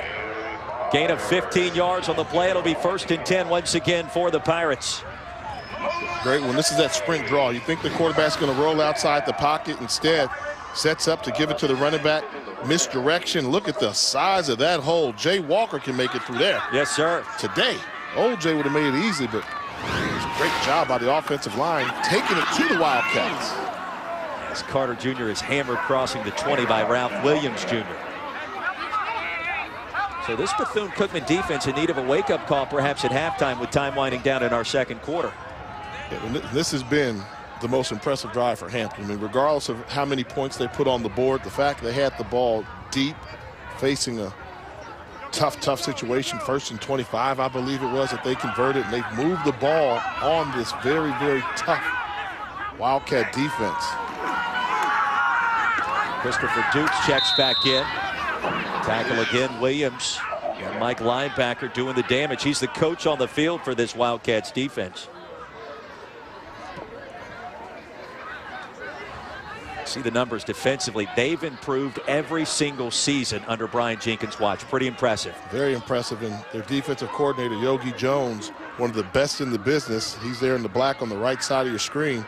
He's been with Jenkins ever since Jenkins took over the program, and the defense has gotten better and better and better under their leadership. Big third down play. Hampton towards the end zone. Pass is caught. Right at the goal line, touchdown. Rashad Riddick with a grab. Riddick can play, but why was there not a pass interference? The defensive back was draped all over Riddick. Fantastic concentration. Look, he's got his jersey, turned him around. Look at the concentration by Riddick to get into the end zone. Just a gritty play. And how about this Hampton University Pirate squad leading Bethune-Cookman 29-14. Look, the concentration, holds on to it, secures the football, lands on his head, but the ball breaks the plane. And if there's any confusion, joint possession, ball goes to the offense. So he did a great job of holding on, and what an impressive first half and a nice drive by the Hampton Pirates. 11 play, 75-yard drive in just over 4 minutes. And our new score with 2:07 remaining here in our first half, 30-14. Hampton, the Pirates with the lead.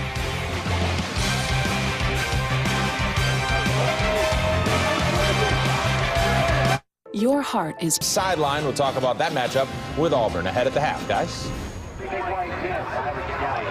Thank you very much. Back here in Hampton, Virginia, the Pirates shocking the Wildcats. Terrell Antoine, the star of this first half. Jay Walker, Roy Philpott, Connell Maynard's got to be pleased. Jay, this has been one of the most impressive halves of the season for his Hampton team. Clearly, and I think they've answered the question at the quarterback position. We talked about Jarrell Antoine bringing the ability to throw the ball downfield. He's capitalized on that. And more importantly for Hampton, this team is not backed down from Bethune-Cookman. When things got tight, they stepped up their level of intensity. And the boys from the Tidewater area are leading the guys from down there in the Sunshine State. There was an unsportsmanlike conduct penalty against the Wildcats as we went out to break. That's a big-time penalty because that'll allow Prevost to send it into the end zone directly into the teeth of that wind. And I thought it was important what we heard the coaches from Hampton say on the sideline during the break. Just take up your level of intensity. Bethune Cookman is getting tired because they're talking so much. We're keeping them on the field. They're not used to it. They're talking and they're getting tired, and we're able to take advantage of it. So I think he's basically saying, keep your wits about you. Don't get into an unprovoked fight, or don't get into a fight unnecessarily. And what a tremendous first half for the Pirates. I mean, I think everybody's shot. 2:07 remaining. Wildcats do have 3 timeouts to work with if they choose to. And Quentin Williams back on the field. Washington in motion. Handoff goes to Jordan. And a big-time collision at the 30-yard line. He's driven backwards. And you better check yourself after that hit. That's a hit. I mean, they don't have the ability to really bring down Jordan one-on-one tackle in the open field because he's such a load, but a plethora of jerseys were around him. McGee with the stop. They'll go tempo. A short pickup on 3rd down and 6. Make that 2nd and 6. 3rd down coming up as time winds down in our first half. This is what Bethune likes. 3rd and short yardage. That way they can run the quarterback option on the perimeter. One of their staple plays.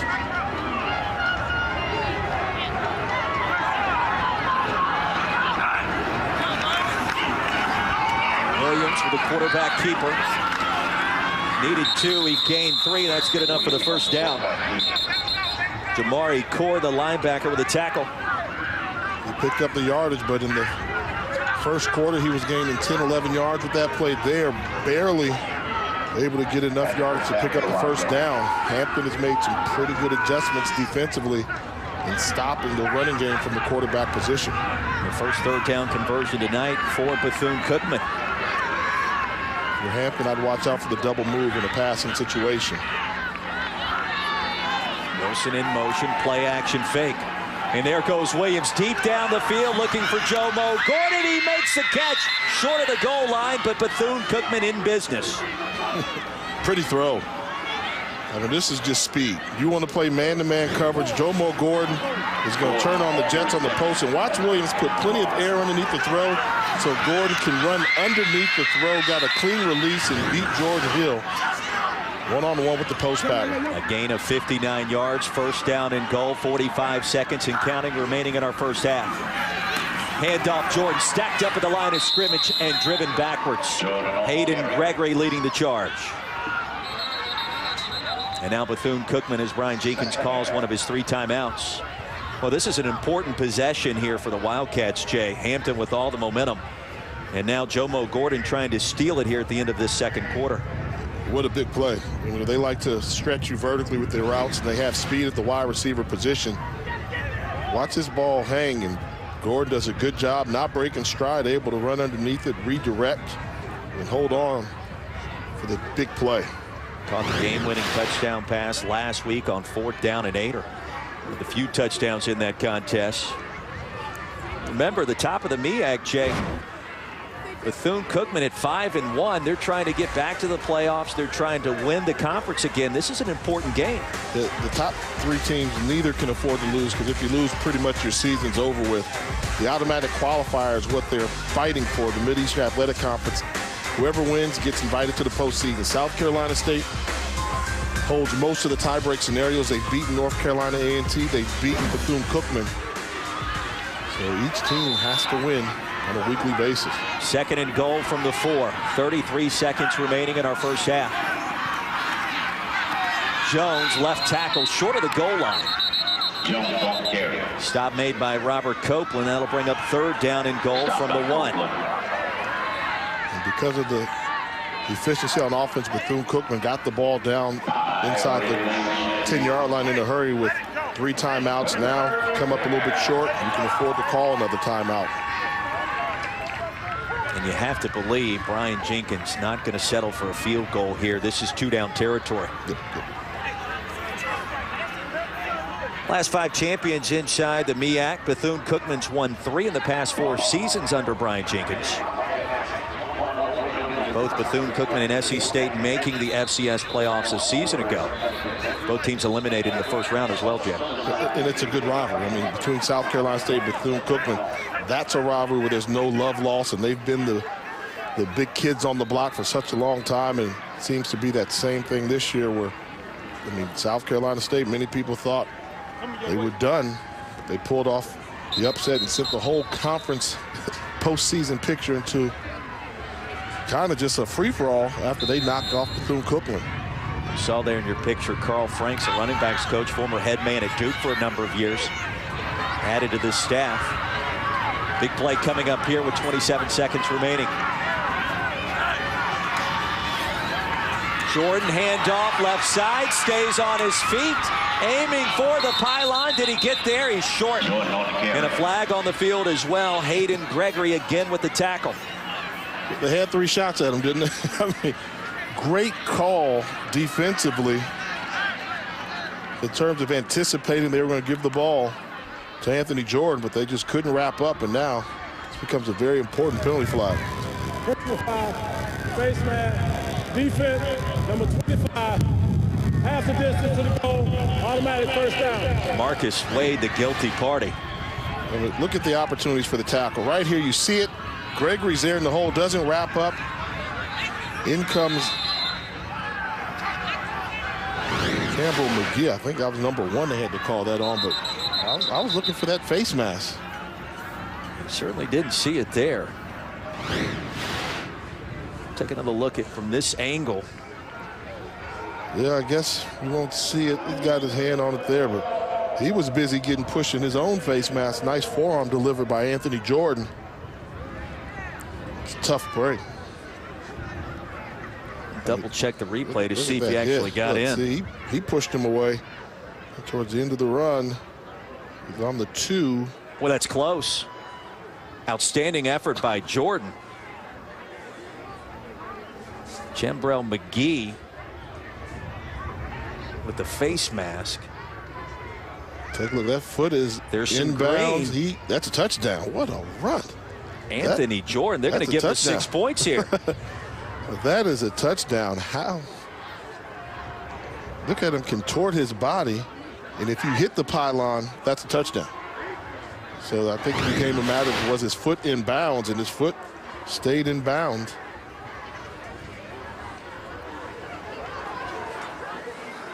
On a ruling on the field, he was out of bounds as it heads up to the replay booth. There's Green in between his foot and the sideline. Right there, he touches the pylon. That's a no-brainer. You see right there. Oh, yeah, he's in. Easily. That's a touchdown. You will not find an effort better than that to reach Pater. And once again, what do we say about Hampton? The poor tackling. You had 3 guys with an opportunity to make a tackle for loss. They miss. Instead, becomes a touchdown for Bethune Cookman.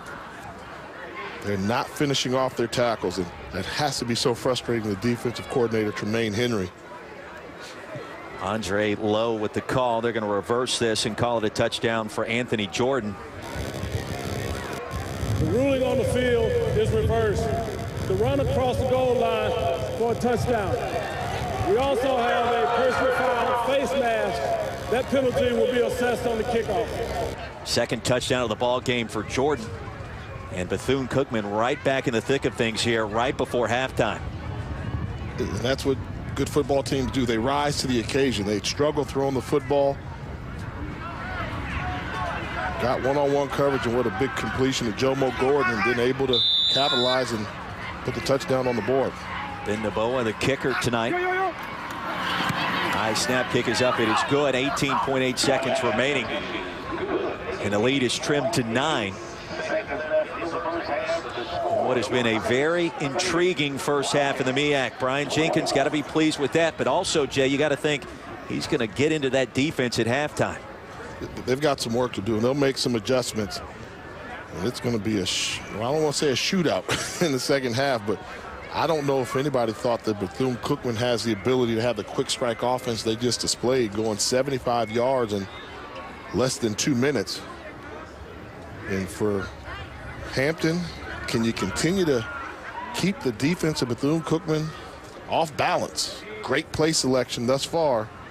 Can the magic continue as they head into the second half? See the numbers for Jordan. Hampton, the most number of points they've scored this year, 35. They've got 30 here in the first half against the #1 defense in the land and an 8-win team. You just never know in college football these days. And talking to Bethune head coach Brian Jenkins before the game, what worries you about Hampton in this football game? And he said exactly what you said. He said it's a conference game and it's cold and we're on the road. You just never know what can happen. You can't take them lightly. They're going to give us their best game. And I think he knew the pulse of this game, that Hampton was going to compete. And it's been a whale of a first half. So after the penalty with the face mask, Boa will kick it off from midfield. And the wind at his back. A chilly breeze blowing tonight at Armstrong Stadium here in Hampton, Virginia. Should be able to kick this ball to the end zone pretty easily. Wind at his back on the 50-yard line. And indeed he will.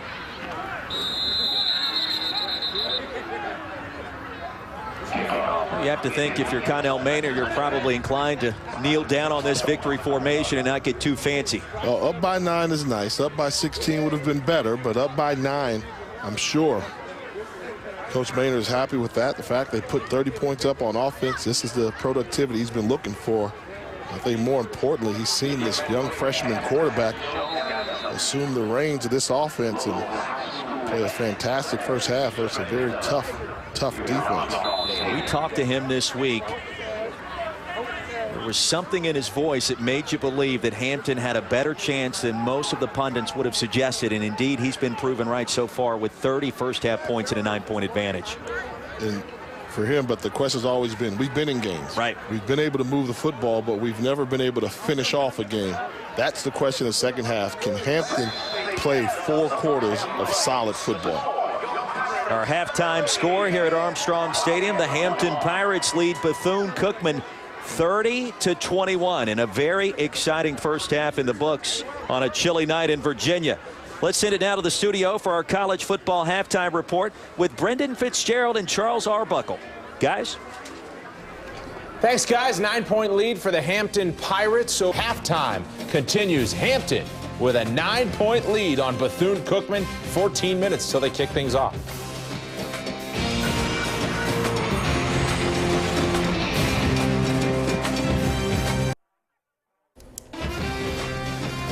Welcome back. Hampton just one conference win this season, but Saquon Gooding, 112 yards receiving, 2 touchdowns in the first half. Hampton with a 9-point lead. For more on the MEAC, we go out to Roy Philpott and Jay Walker. Thank you, Brandon. Back here halftime, and it's time now for the HBCU breakdown. Jay, we start first with Alcorn State tonight. What a fantastic season they've had on the reservation this year. Head coach Jay Hobson has the Braves playing at a winning level they haven't had since, I'm going to say it, the days of the late, great Steve Air McNair. They've got a 6'6" quarterback in John Gibb who can control the running game, and 2 of the best playmakers you'll ever see at the running back position. Darian Ragsdale special. Alcorn State has already clinched the spot at the SWAC championship in Houston, Texas. Be very difficult to beat, particularly the way they run the football and they play defense. Meanwhile, in the MEAC, we're talking about as many as 3 teams with a chance to reach the FCS playoffs. All this stuff got confused when South Carolina State decided to go out and beat Bethune-Cookman. Once they did that, now the Bulldogs, if they continue to win, they will get the automatic qualifier for the postseason. Then you've got Brian Jenkins and Bethune-Cookman. They've been the cream of the crop all season long, but they lost to South Carolina State. They do have impressive victories to help their resume. And A&T and Rob Broadway, how can they finish 9-2 and not get into the postseason? But an opportunity to have 2 teams with 9-2 records as your at-large qualifiers, maybe, just maybe, history will be made, and 3 teams from the MEAC will make it to the playoffs. Very interesting. HBCU Coach of the Year candidates. Who you watching? That time of year where you have to give the accolades, and normally it's that team that's winning a lot. I think I won't give much argument saying Broderick Probst down at Grambling State University has done a fantastic job. The G-men are back. they're holding on to a 7-game winning streak. But also, I think you look at the Mid-Eastern Athletic Conference, and Jerry Mack in North Carolina Central right now, he would get my vote for Coach of the Year. He's done a fantastic job as the Eagles are soaring at a high level right now. Can they finish off the job? Fantastic job by you as well. That is our HBCU breakdown. Back to Brandon and Charles in the studio. Thanks, Roy and Jay. Let's get to East Carolina taking on Cincinnati. They played this one at Paul Brown Stadium. Cincinnati about to get a brand new stadium next year. This is Justin Hardy for East Carolina. Looked like something went wrong there, but the reverse, it worked out. ESPNU College Football presented by McDonald's. Back here in Hampton, Virginia, Armstrong Stadium, 30-21 our halftime score. Our second half kickoff coming up in just a few minutes.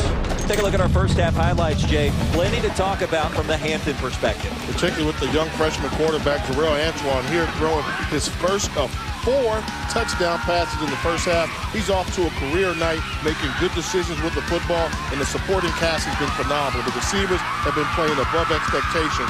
That's why they were able to have the success they had in the first half. Juan Gooding with 2 touchdown grabs. That one went to Riddick. The other one goes to Tawarn Mixon.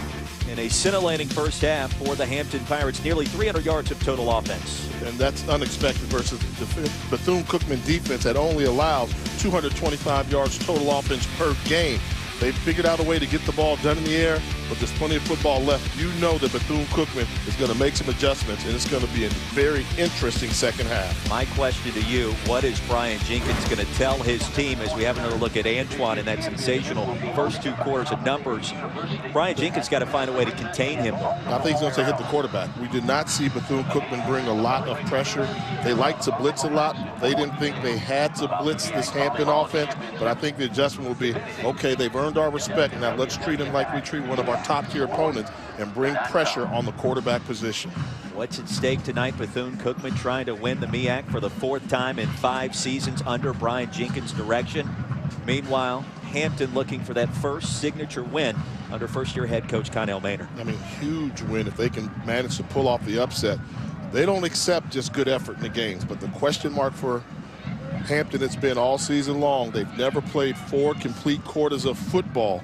Even in the games that they won, they had lapses in those games. In this game tonight, they cannot afford to have a lapse. Can they keep up their intensity level to seal the deal? And remember the loss at North Carolina A&T. They led 14-7 at the break, gave up 24 unanswered in the second half. They're going to be tested again here tonight. Hampton won the opening coin toss and deferred. They'll receive the football to kick things off here in our second half at Armstrong Stadium. Jay Walker, Roy Philpott. More fireworks headed your way here in the MEAC. As Naboa sends it deep. Christopher Dukes dances his way up to the 25. It's 1st and 10 for the Pirates right there. And keep in mind, Hampton doing all of this tonight without its star running back, Jorian Washington, on senior night, no less. And I think the momentum from senior night really helped them get off to a fast start versus Bethune-Cookman. Now both teams realize it's going to be a football game, but the play calling and the play selection, Connell Maynard, who's the head coach as well as the offensive coordinator, I think it was phenomenal. He game planned a fantastic plan. Receivers were open, and the quarterback went out and executed.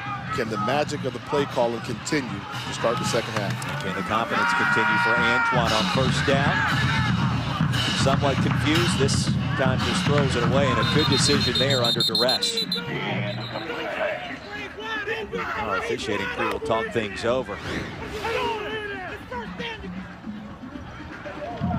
Running around, they want another Browning, but he's outside the pocket to lift the ball.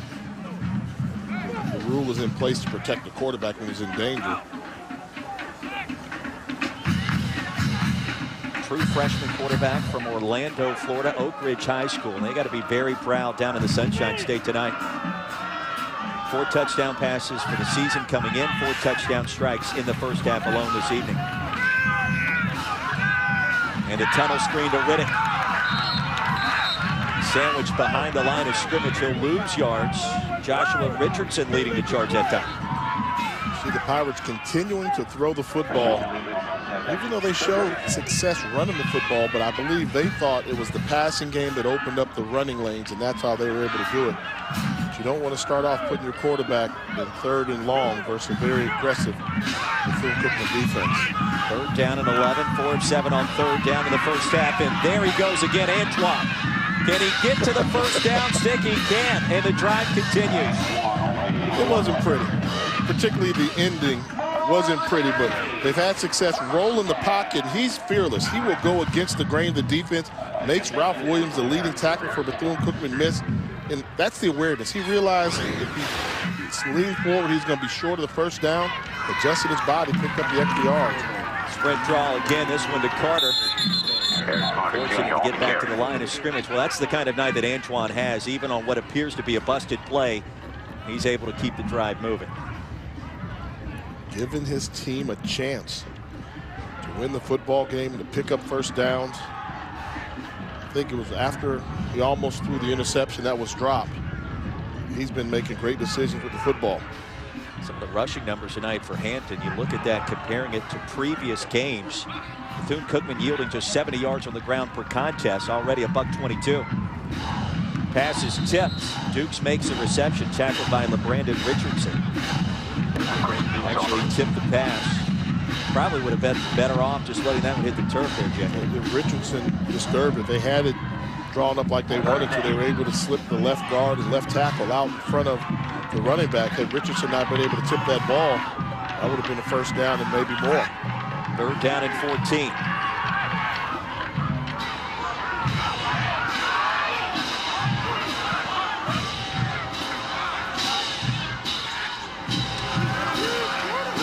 Backside pressure coming. He loses control of the football. Thomas Finney with the quarterback hit. And Hampton fortunate to recover. You talk about dialing up pressure. An outstanding time for Charles Yogi Jones, a defensive coordinator. We knew that they earned the respect, and they said, we're going to treat him like we do a normal team. And you're going to see it. He loses sight of Finney coming unblocked. Nobody sees him on the outside. They don't turn for him, full head of steam. Hampton very fortunate to recover that fumble.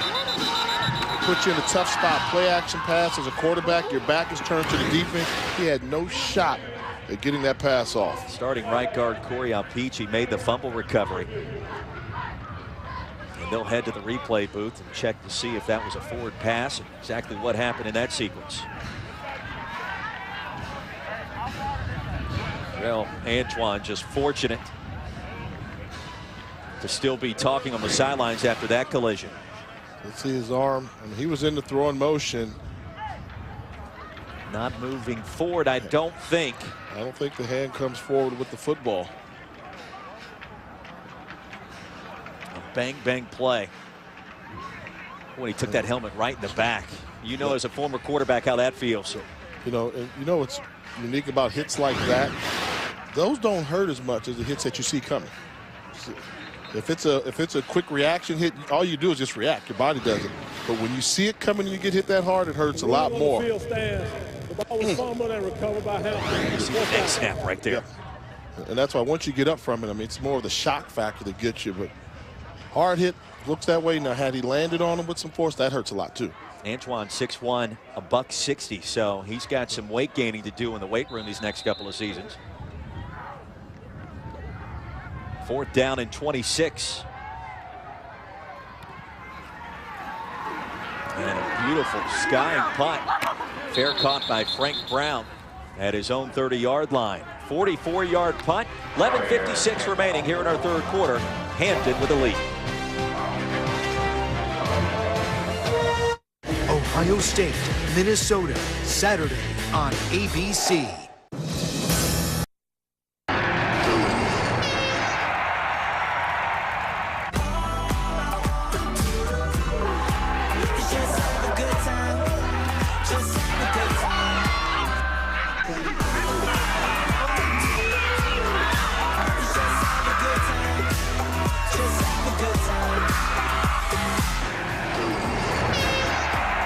Tonight's Bringing the Flavor brought to you by McDonald's.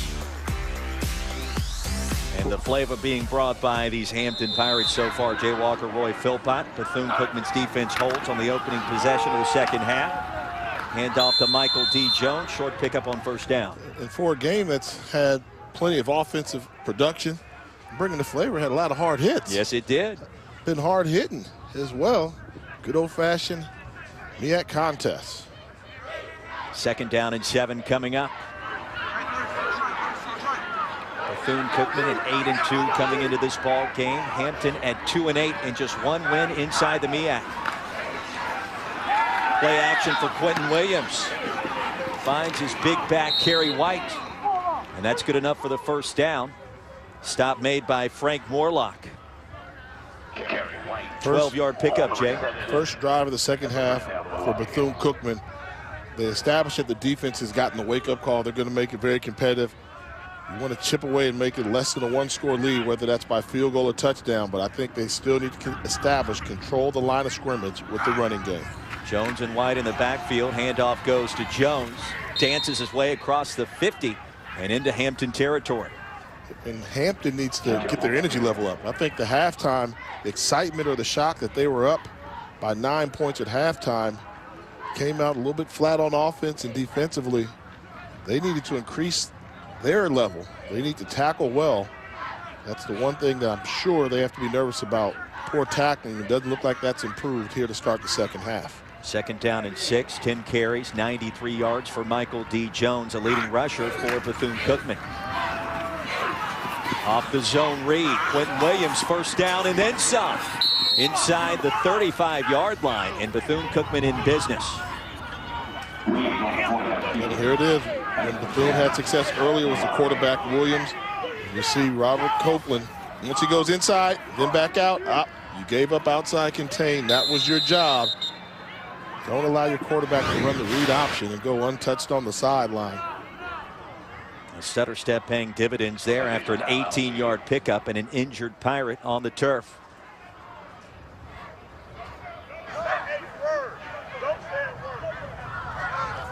That's Jordan, the backup defensive end, a junior from Columbia, South Carolina. Hosted by Hampton University, Director of Athletics, Eugene Marshall.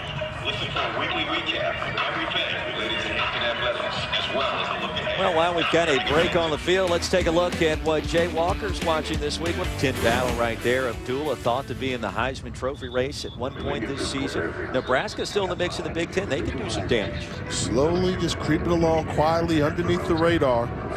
But I think Ohio State's really gained a lot of respect. I mean, they've overcome so much. And that's been the surprise team of the Big Ten after the injury to Braxton Miller. How they've been able to almost cruise through the rest of their schedule. Well, think about if you're Urban Meyer, you may have a decision to make next year at quarterback. Yeah. What do you do with Braxton Miller, who was injured, and then the performance, obviously, what we've seen this year? So Jordan helped off the field. First down and 10 from just outside the 30. And straight ahead for a short pickup of a yard. And another run there where that's where Hampton plays good defense. I think they have to recognize they're not good enough to stop Bethune Cookman's running game one-on-one. They have to, what's the term we use? They have to gang tackle. They have to have blue jerseys around the football. They have to have 2 or 3 guys bringing down the running back because they don't seem to be strong enough physically to slow down the Wildcat running game. 2nd down and 9. It's been Quentin Williams the entire game so far. From the shotgun, directing traffic, and bulldozes his way across the 25. It'll bring up 3rd down and short, and the stop made by Jonathan Black. And this is a good job of the pass rush by Miles Grooms, flushing Quentin Williams out the pocket. As a quarterback, when you drop back, you think you have time. Watch the pursuit that's going to come here. He knows he's not going to get to the quarterback, but he takes this little swipe at the ball. Once he gets that swipe, as a quarterback, I have to go. And think about it. Williams could have stepped up, gone through the rest of his progressions. Instead, just that little swipe forced Williams' clock to go off in his head and think about an escape route. Wilson goes in motion on 3rd down and 4. Delayed draw to Carter. He goes nowhere. Stop behind the line of scrimmage, Jay. He's going to lose 2 yards. Owen Obasui with the stop. And he's had a strong night. And they dialed up the perfect run-stopping defense. In that time, the Pirates were able to execute and not allow the running back to fall forward to pick up positive yards. Now here's the play. What I tell you that comfort zone was for Bethune Cookman? 3rd and 4, they kill you. You give them 3rd, 5 yards plus, average at best in terms of picking up 3rd down conversions. Quentin Williams needs a big play here on 4th and 6. Frank Brown in motion. Williams with time, now flush from the pocket. Grooms brings him down for the sack. Miles Grooms, the junior from Richmond, Virginia. Great job, Miles Grooms, on the previous play. He swatted Williams to make him get rid of it. This time he finishes the job.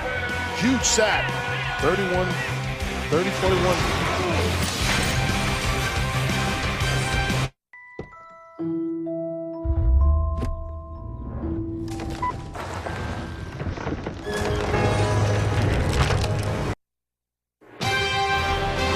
ESPNU College Football Primetime is brought to you by Nissan, premier partner of the Heisman Trophy, and Reese's Peanut Butter Cups, the perfect combination of chocolate and peanut butter. Back here at Armstrong Stadium, Hampton, Virginia, the Pirates with a 9-point lead over Bethune Cookman. Roy Philpott, Jay Walker here with you. An exciting first half in the books. Hampton halfway home to try to pull off this upset. Short pickup on 1st down for the Pirates, approaching the halfway point of our 3rd quarter, Jay. And we continue to see the adjustment made by Bethune Cookman, blitzing the linebackers, getting them more involved in the running game as well as the passing game. They're going to try and make things very uncomfortable for Jarrell Antoine here in the 2nd half. Ryan Jenkins wanting to dial up some more pressure. Let's go.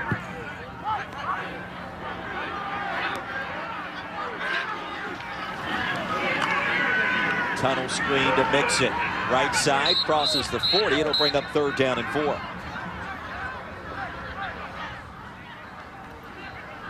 Well, the Hampton Pirates this season just 2-8, 1 win inside the MEAC. The first quarter really astonishing based off what's happened here tonight, though. I mean, 16 points tonight, and then they continued. They finished and put another 14 points on the scoreboard in the 2nd quarter. So I think they finally played a very complete half of football offensively. Defensively, they still have some work to do. But this is a program that's trying to grow in small steps, and all Coach Marino wants his team to do is to compete for 4 solid quarters. 3rd down and a long 3, play action. Antoine flush from the pocket, pass is tipped. And it falls harmlessly out of bounds. Tavares Dantzler with the pressure. We said things were going to get uncomfortable for the freshman, right? Did you see how many white jerseys were around the quarterback as he was escaping the pocket? Once he breaks the pocket, that's one thing. But look at this. They know where he is. And right there at this point here, count the number of jerseys you see around the football behind the line of scrimmage. 6 bodies. They're coming after Jarrell Antoine. He's a wanted man by that Wildcat defense right now. And he was fortunate just to get the football away, and he's hearing it on the sidelines. Christian Faber-Kinney back in to punt this one away. Fair catch made by Larry Brown. And a flag on the field. That could be Marquise Drayton, who came in and roughed the punter a little bit. Even if it's the personal foul or the 5-yard version, it was 4th and 4, so that would be an automatic 1st down. So it looks like Hampton may get this football back. We saw a lot of early mistakes by Bethune Cookman in that first half. This would be a colossal miscue after a 46-yard punt. And new life for this Hampton offense once again.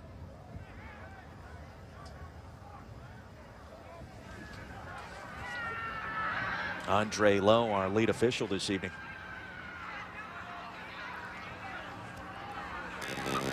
There were 2 fouls on the play by the defense. Holding on the defense, number 34. That penalty is declined. Personal foul, roughing the kicker, number 6. 15 yards from the previous spot, automatic 1st down. So Drayton gets the penalty. And a huge mistake there committed by Bethune Cookman. Yep.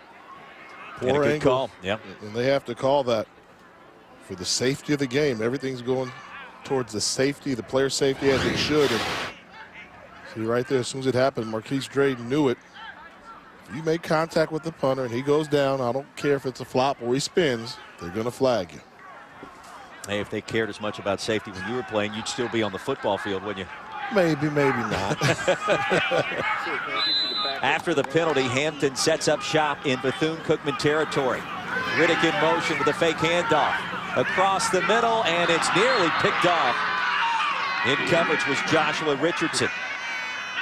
And this is where I think you have to help your young quarterback out. We know the aggressive nature of Cornell Maynard. Wants to throw the football, you get the turnover, you take the deep shot, but he's won it right now. He has to run from that rush. They are coming after him. You need to give him some more screen passes, and you need to establish the running game to take a little bit of that pressure off of him right now. It's been clear they're not going to allow Antoine to sit in the pocket and pick him apart all day. So I would abandon the passing game for right now and dial up some runs. Christopher Gooch back in the backfield. So they're coming for him. Trying to get the screen pass, and Antoine just lofts it out of bounds. Dangerous play, but it's incomplete.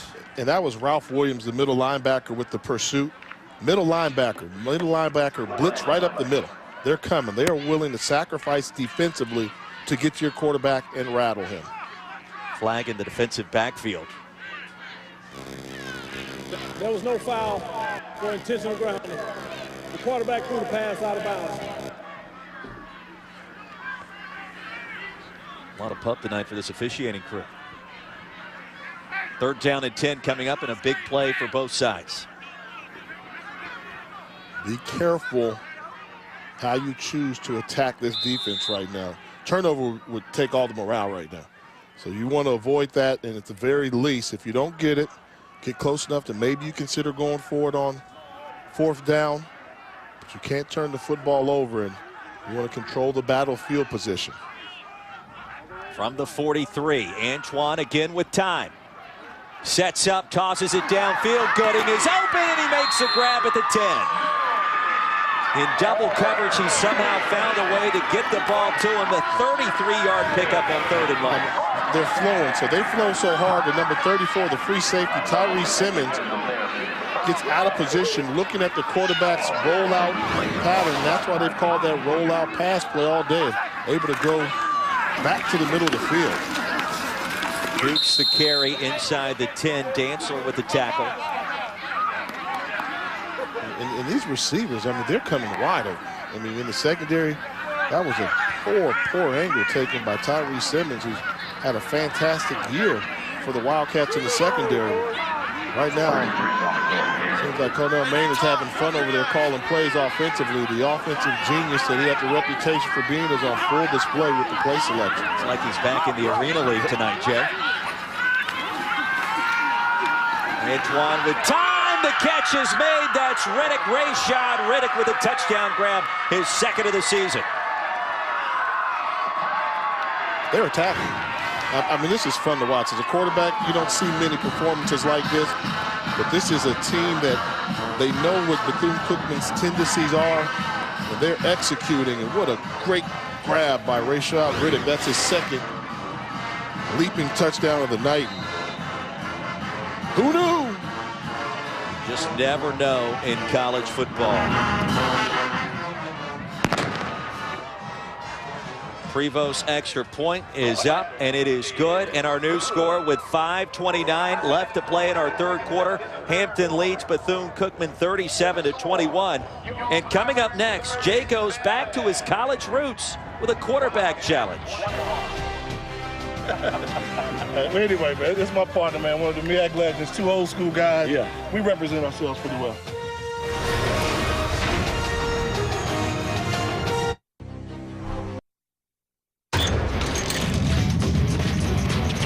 A point for the catch, a point for catching on the hash, a point for catching in stride, and then another point for catching inside the 5 in the goal line. All right.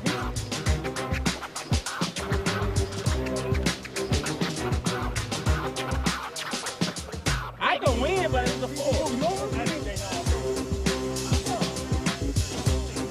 That's pretty consistent across the board. Where's the major throw? It's another throw? No, that's it. Oh, no, you don't do it like that, man. That's it. Hey, hold on. Hey. Congratulations. Hey, hold on.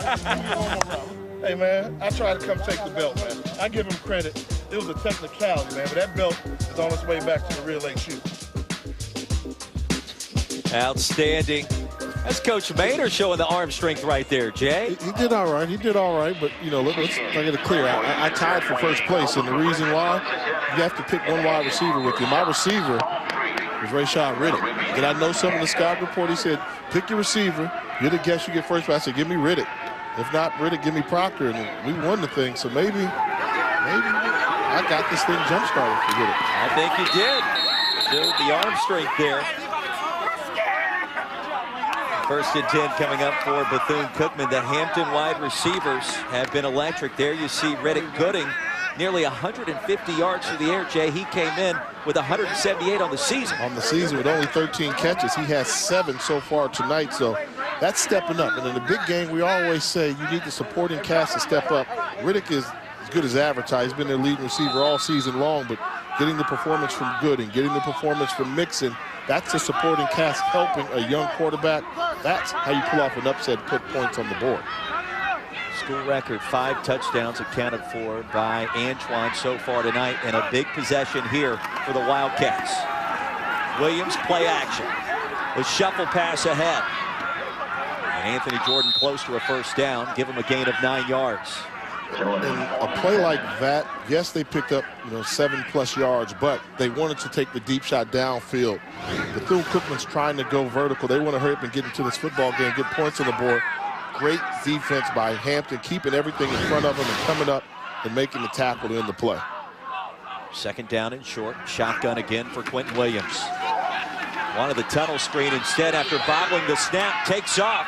And inside of Hampton territory down to the 48-yard line. A gain of 14 yards on the play. Normally the timing on the read option, he was fortunate to hold on to that football, but look at that. 2 white jerseys able to run off in the A gap on the left side. I think they're going to have to bring pressure. Unfortunately, they have to bring pressure in order to stop the running game because they cannot do it with just 4 defensive linemen. Quentin Williams making his 24th start tonight. The handoff. Try the far side. A pickup of 3 yards on the play. And with time winding down in our third quarter, the stop made by Frank Morlock. An important drive here for Brian Jenkins and Bethune-Cookman.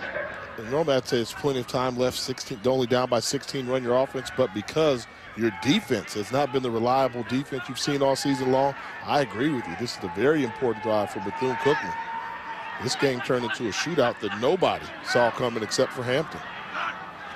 Wildcats trailing by 2 scores and 2 two-point plays. Dump off to Jordan. He's got the first down and a path down the far sideline. Finally tripped up inside the 15-yard line by the safety, Chambrell McGee. That's first down for the Wildcats. Nice play call by offensive coordinator Jim Pride. Misdirection on the screen. Sell it to the right, come back to the left with an entourage out in front. Romeo Wilson, number 62, Andrew Edouard getting downfield as well. Gain of 38 yards, first and 10 from the 14-yard line. High snap, handoff to Jordan with some running room to the end zone and a touchdown for the Wildcats, just like that. This Hampton defense is just doing a poor job tackling the big running back out of the backfield. An offense that many didn't think had the big play capability of Bethune-Cookman is just taking advantage of it, winning the battle at the line of scrimmage. And Anthony Jordan looks like a grown man running amongst boys tonight. His 3rd touchdown of the evening, his 12th on the season to lead Bethune-Cookman. The extra point is up. It is good. And the Wildcats strike again. Our new score, 3:31 remaining in our third quarter. 37-28.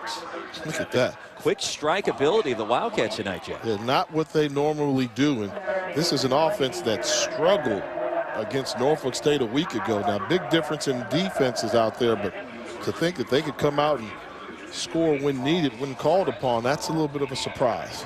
Saturday night football coming up. Jameis Winston coming back for the Dogs. Let's pick your poison in that Georgia backfield. Nick Chubb, Todd Gurley. Fantastic job in relief, wasn't it? Unbelievable. Miles Morris fields the head-high kickoff. stays alive up to the 20-yard line.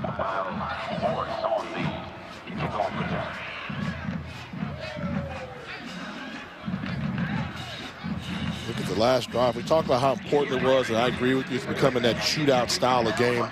5 plays, 73 yards. Give credit. When called upon, an offense that's not been the strength of this team has come up with quick strikes when needed. They did one to end the first half, and coming out right now, right when they get down by 16, they put another touchdown on the board. Wildcats need a stop, trailing by 9, 3:24 remaining in our third quarter in an action-packed Thursday night in the MEAC. Screen pass batted in the air and nearly intercepted. That should be incomplete, I believe.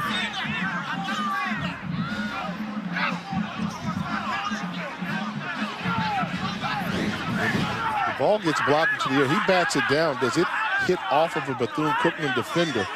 Good job by Antoine going to bat the ball down. Watch him go up. He's going to bat it down. Oh, yeah. It almost was an interception, but Richardson not able to get the ball cleanly. The ruling on the field is an incomplete pass.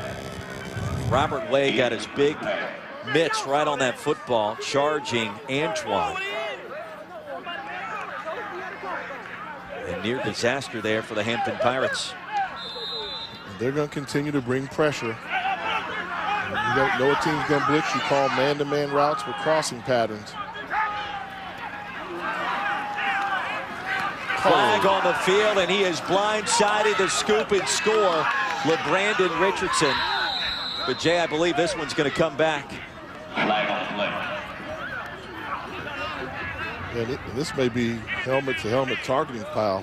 Another flag came in late as well. And that is a big-time shot. Sponsored by the Tyson Legal Group.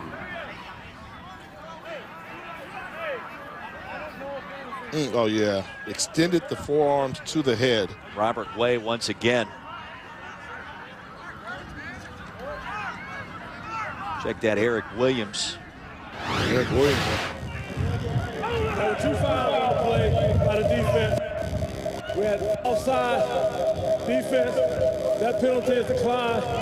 We had roughing the pass by targeting. Defense number 43. The player is disqualified. 15 yards from the previous spot. Automatic first down. Wow. What a massive loss that is. And they can review the hit to see if he ended up making contact with the helmet or the crown area.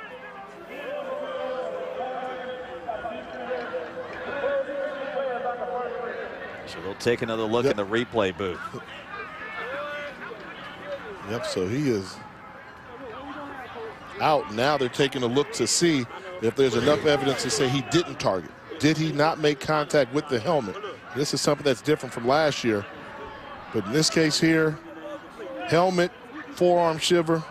Head, neck area, that's done. a no-brainer. Yep. Eric Williams is done. So you're talking about a player, Jay, 13.5 tackles for loss this season, a graduate student from Fort Lauderdale. That's a massive loss on this Bethune Cookman defense. I mean, he's been the guy. He's really stepped up his game his senior year to go along with LeBrandon Richardson. And the rules in place to protect the quarterback. And, you know, that was almost borderline a cheap shot. He had a clean look on him, and some of the offensive linemen didn't block because they anticipated the penalty for the offsides. But this is going to be a costly one in a game where they don't have much room for error left. They're running out of time, less than 3 minutes left in the third. So let's think about this. What could have been a scoop and score instead is the 8th penalty of the contest, 80 yards against Bethune Cookman. We saw that extensively in the first half as well. Jay, they averaged 10 penalties per game. This is something that Brian Jenkins got to get cleaned up with this team. He does, and they've tried to work on it. The ruling on the field is confirmed. Good job. I mean, they got it right.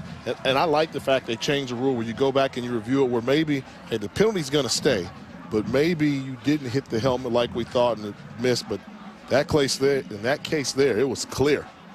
I mean, helmet and forearms to the face.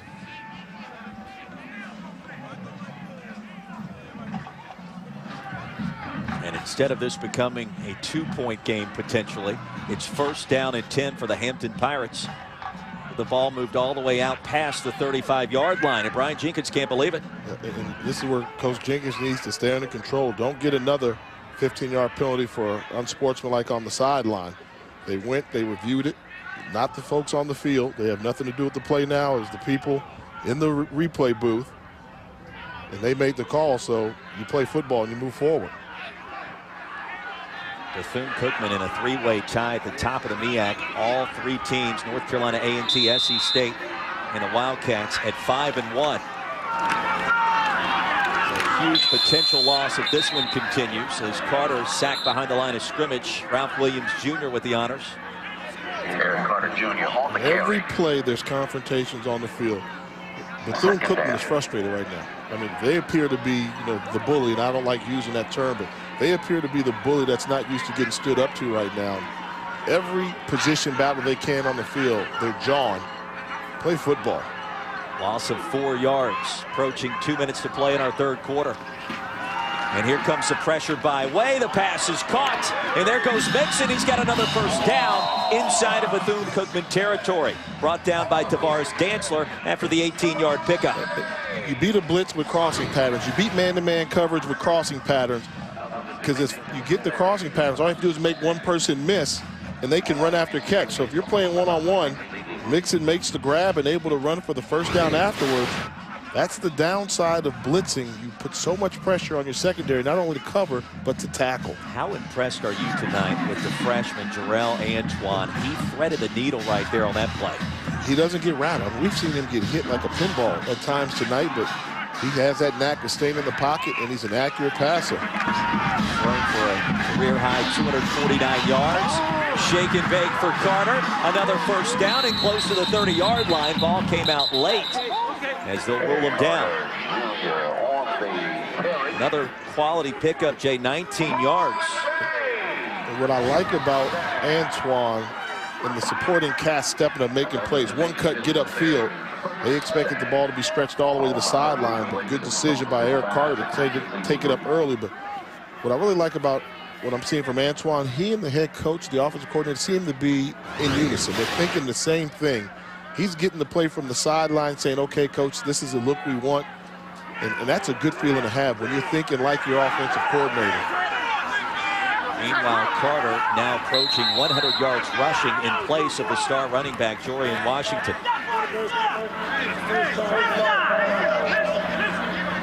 Timeout will be called. 1:08 remaining in our 3rd quarter. First for Hampton. We'll have 2 remaining. 37-28 ball game. Critical MEAC matchup here on a Thursday night. And we remind you, Saturday on ESPNU, the pursuit of consecutive ACC Coastal Division titles continues as All-American Jamison Crowder leads Duke against rival Virginia Tech. Then Memphis must win to stay atop the American when they battle Tulane. Virginia Tech, Duke at noon. Memphis.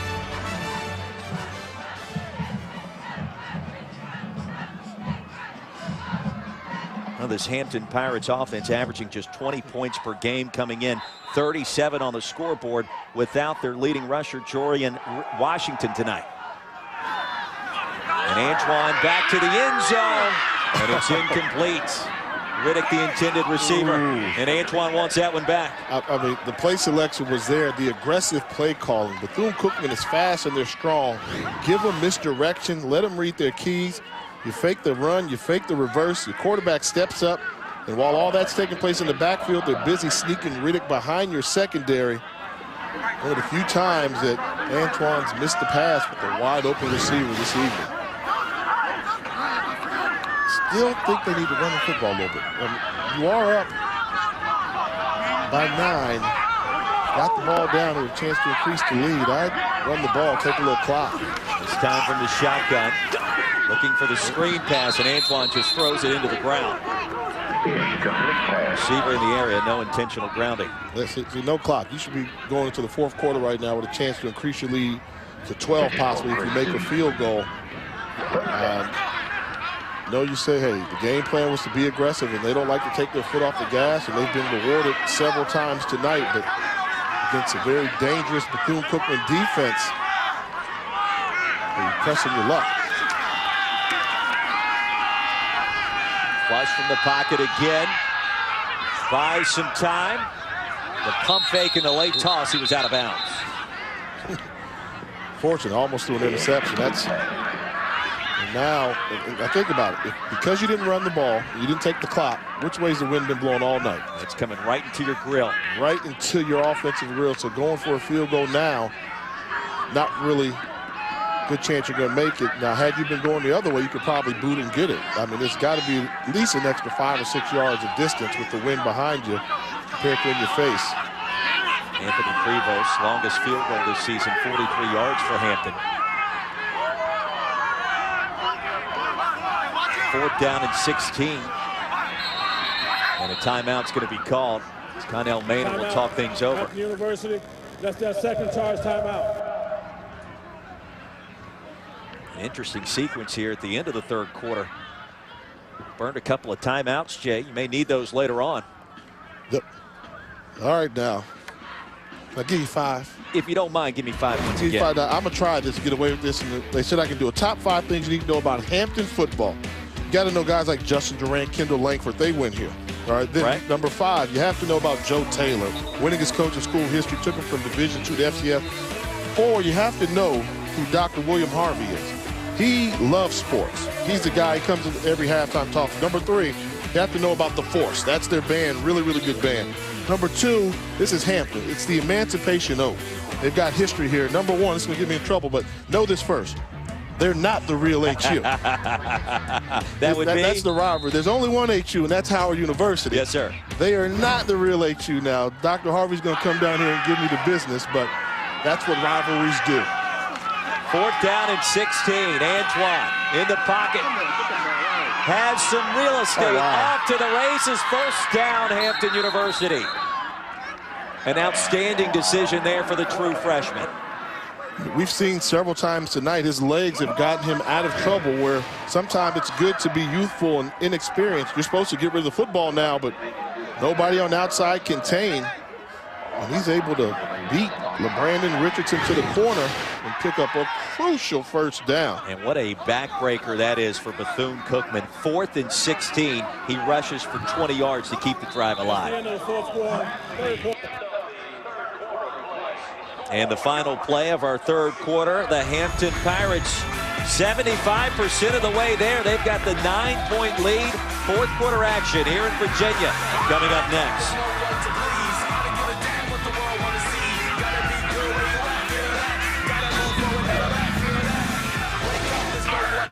A college football dub. A lot of fireworks in this MEAC matchup on a Thursday night back in Hampton, Virginia. And the Pirates, just 1 more quarter to go. Big night for Bethune-Cookman's Anthony Jordan.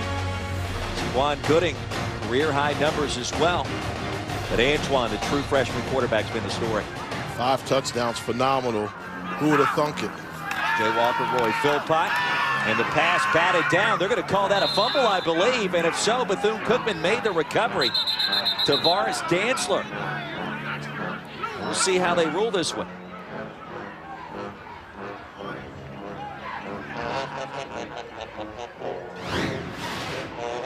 Hampton made the recovery at the last second.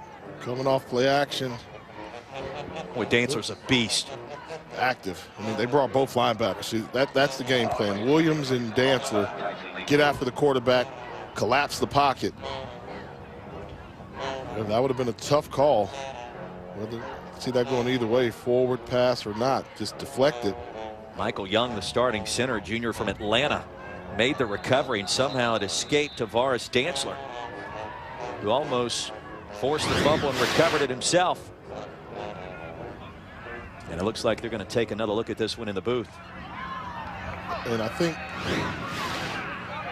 you have to make a couple changes. I don't think you can go with play action pass where the defense is trying to hit your quarterback and bring in blitz. Here, they ruled it a fumble. And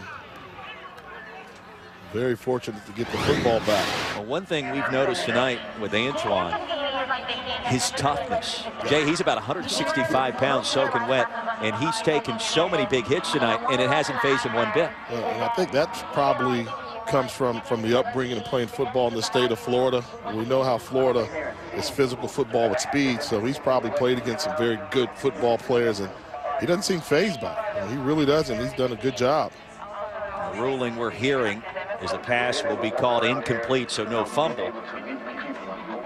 And instead of a 10-yard loss, make it 2nd and 10. The ruling on the field is being reversed. The players rule incomplete pass. It'll be 2nd and 10 on the 15-yard line.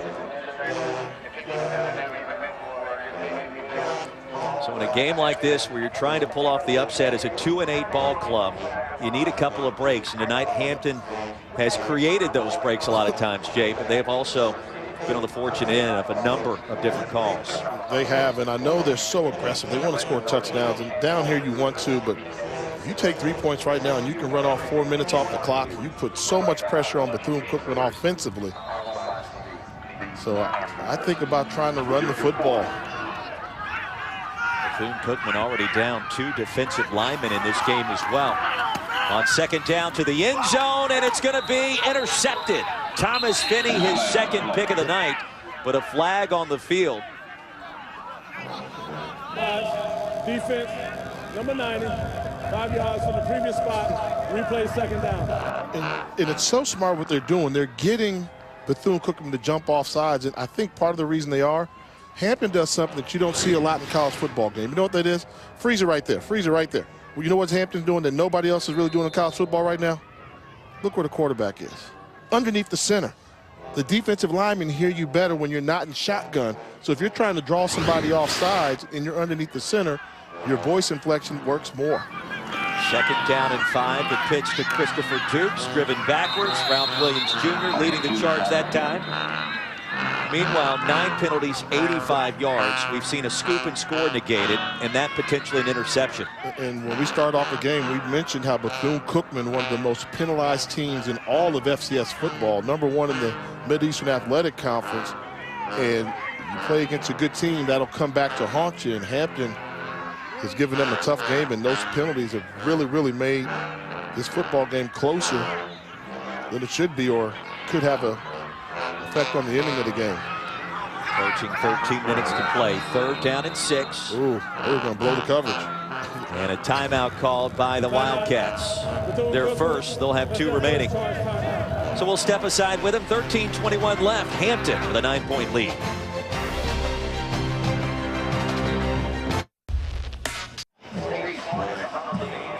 Back at Armstrong Stadium, Hampton with a 37-28 lead. Jay Walker, Roy Philpott. And coming up on Saturday, Boise State on 3rd down and 6, Antoine.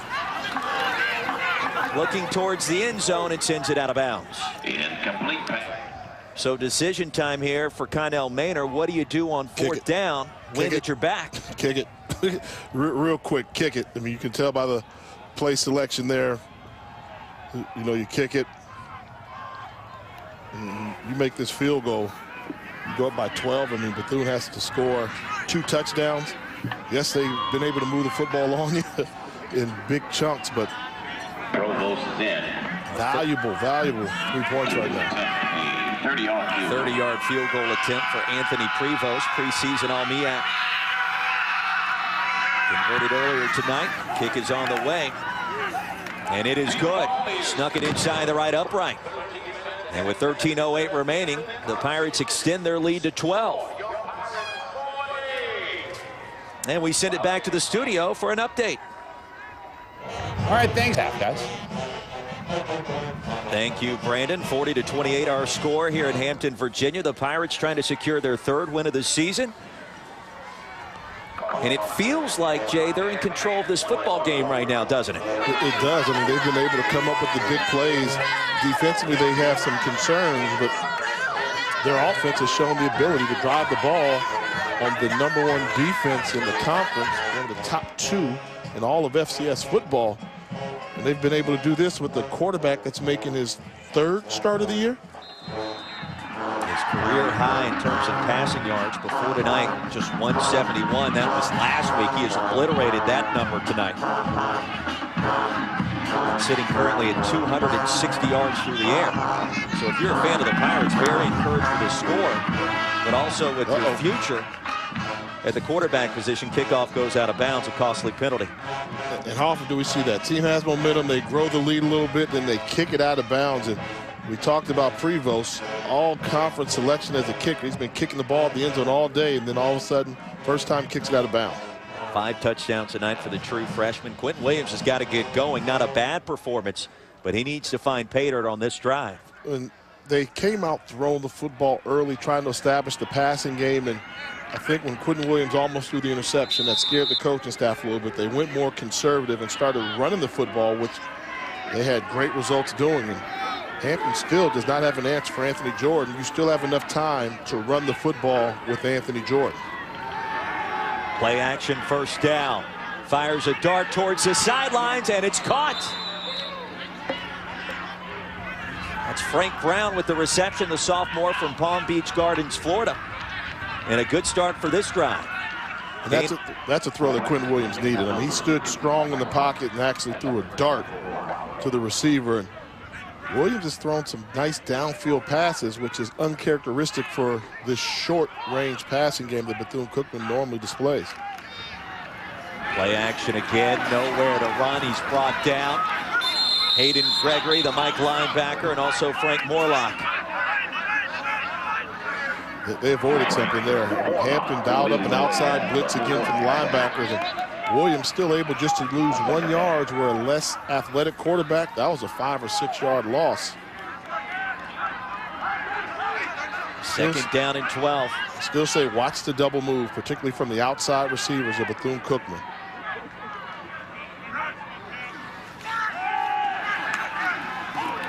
Williams brought down for the sack. And coming in there was Owen Obasui. He's a good one. When you ask the coaches about who's been a pleasant surprise, the freshman from Virginia Beach, 6'5", 270 pounds, playing defensive tackle. And that was a grown man bull rush to get the quarterback sacked. Loss of 3, it'll bring up 3rd down and 15, and you have to ask yourself, is this 4-down territory this early in the 4th quarter?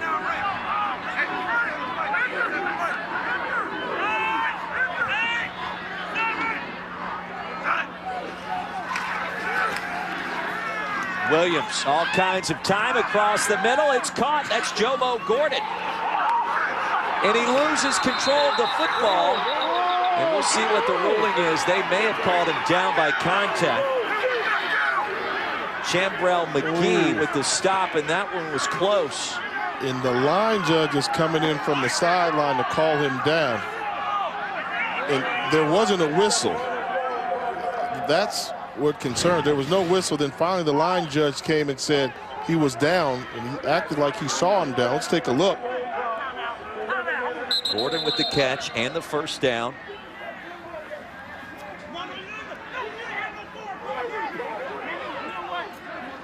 And Jay, that ball was ripped away.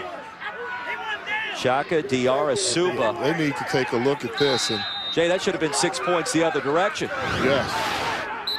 Clearly should take a look at this. And with the rules, they say if you see it, they won't get the touchdown back. Right. But they can at least get the football back. So the timeout called will enable perhaps a second or third look. Diarra-Suba, the freshman from Atlanta.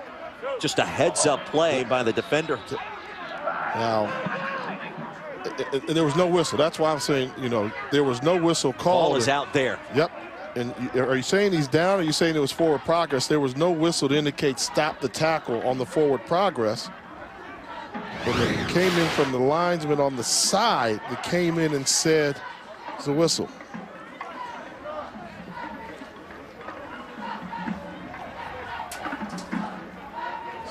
Let's take a listen, and we're going to play this in real time.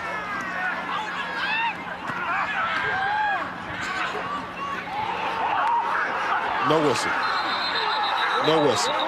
It should be 1st and 10 for Hampton. And if you have the replay, let's get it right. I mean, I say this is what you want. Get it right. And I don't know if they're reviewing this yet. And then you wonder what's not reviewable about it. What portion of the play is not reviewable? Is it a forward progress that they're saying is not reviewable? That's tough. And you see. And this could be a turning point in this football game. Connell Maynard can't believe it. Clearly. That would have been a 74-yard fumble return for a touchdown. Instead, Bethune-Cookman 1st and 10 after a 17-yard pickup. And Williams dragged down from behind by Miles Grooms. How do you teach your team to play to the whistle and there's no whistle? And then they make the play.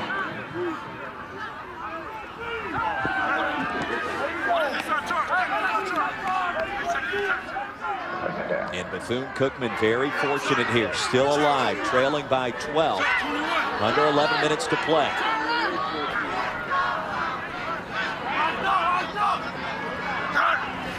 Gordon at the bottom of your screen.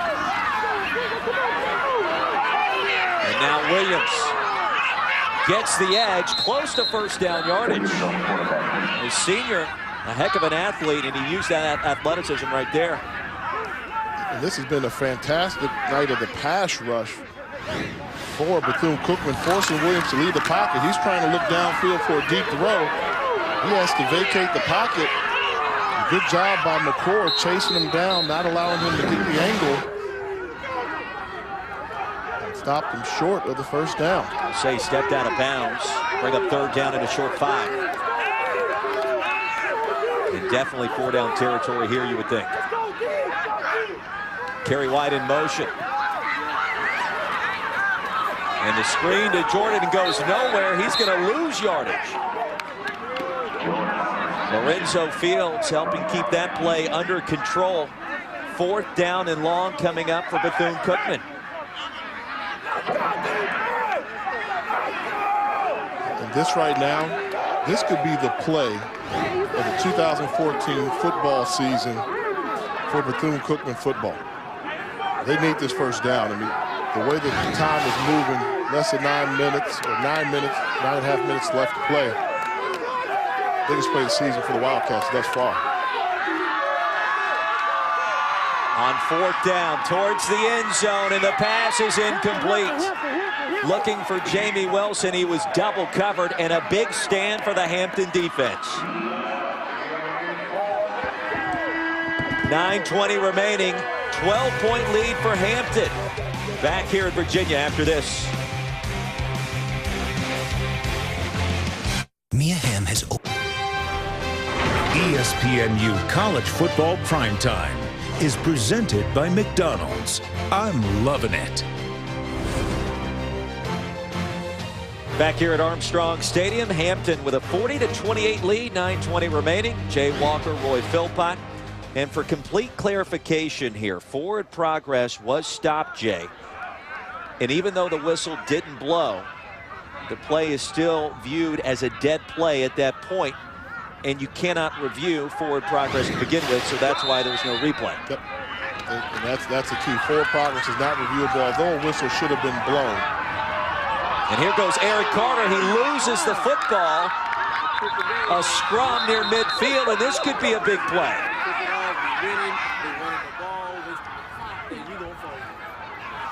Wow. Carter had it punched away from him after a big gain.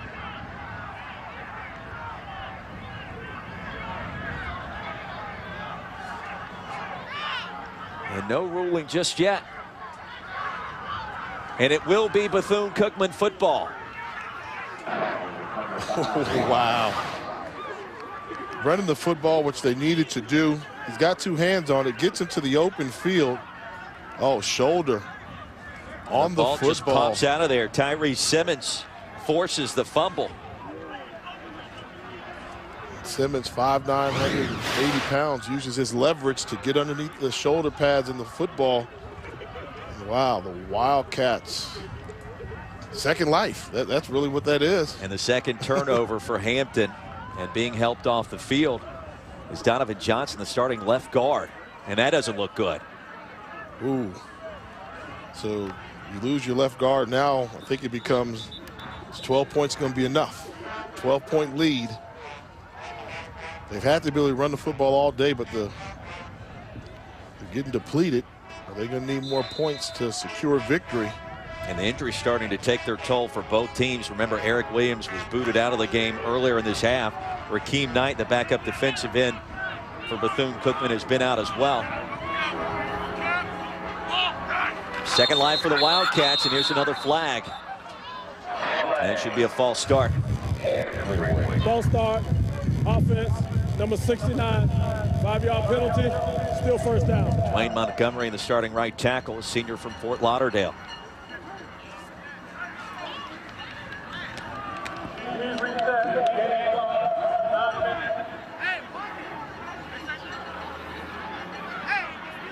Williams, not a bad night on the ground through the air, but not the kind of production they need. I think it's clear it's not on him. I mean, offensively, they scored 28 points, which is normally enough to win. They average 27 points a game, so they went above their average. First down and 15, looking for the screen. Instead, out in the flats, Michael D. Jones, the intended wide receiver, and it's incomplete. I think the question has been the defense. I mean, the defense, they've given up 40 points. So that's been the key. Hampton averages only 20 points per game on offense, so that's been a surprise. I think offensively, Bethune has moved the ball pretty well. They throw the numbers out the window. They're trailing on the scoreboard, which is most important. Second and long, 9:03 remaining. Williams with real estate. A nice move near midfield. Crosses the 40, that's a first down. Gain of 19 yards and a big play on second and long. The stop made by Lorenzo Fields. Quentin Williams is elusive, but watch at the end of this, number 51 in blue come up and take a poor angle from the outside linebacker position. You see 57 get beat there, then 51 comes. That's Frank Morlock. He doesn't stop him either. Jones with the carry, a pickup of 2 yards, and keep in mind Hampton with 3 reserve linebackers tonight. 2 starters out with injury, and Joshua Thorne, the leading tackler, suspended. And that's what's starting to show. The poor tackling. Tackling really is about angles, taking the right angle of pursuit, and then finishing the play. We've seen some very poor angles taken by the linebacker core, particularly at Hampton University.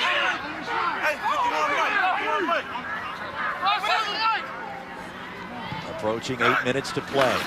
Second and 8. Pitch and catch. Joe Mo Gordon out of bounds. Miles Morris in coverage, short of the first down.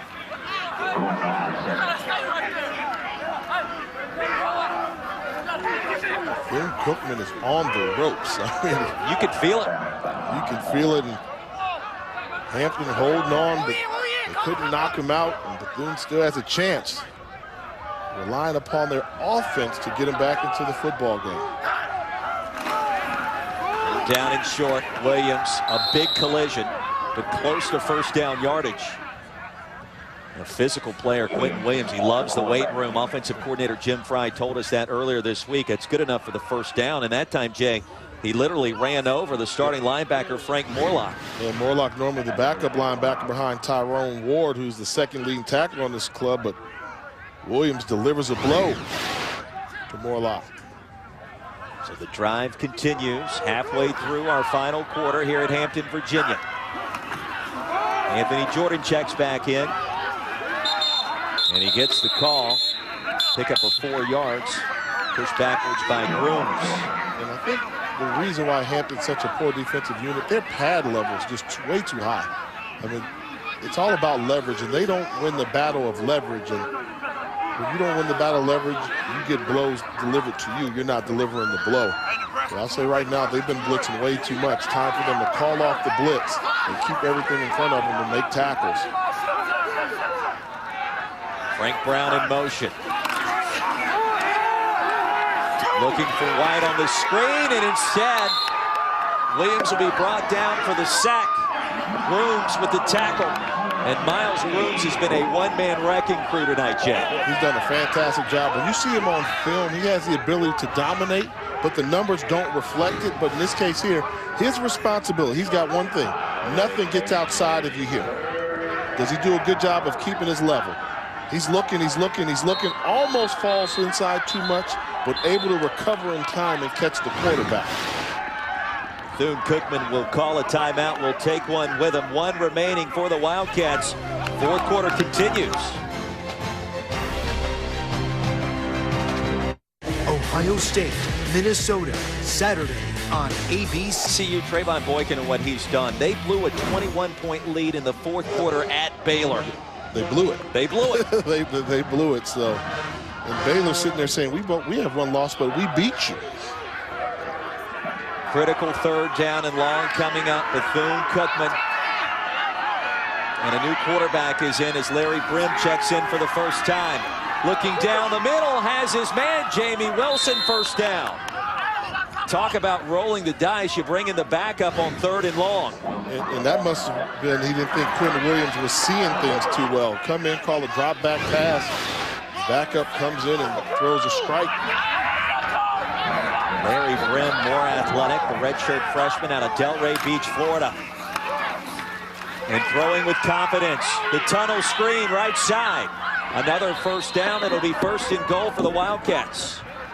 Larry Brown, make that Frank Brown with a reception.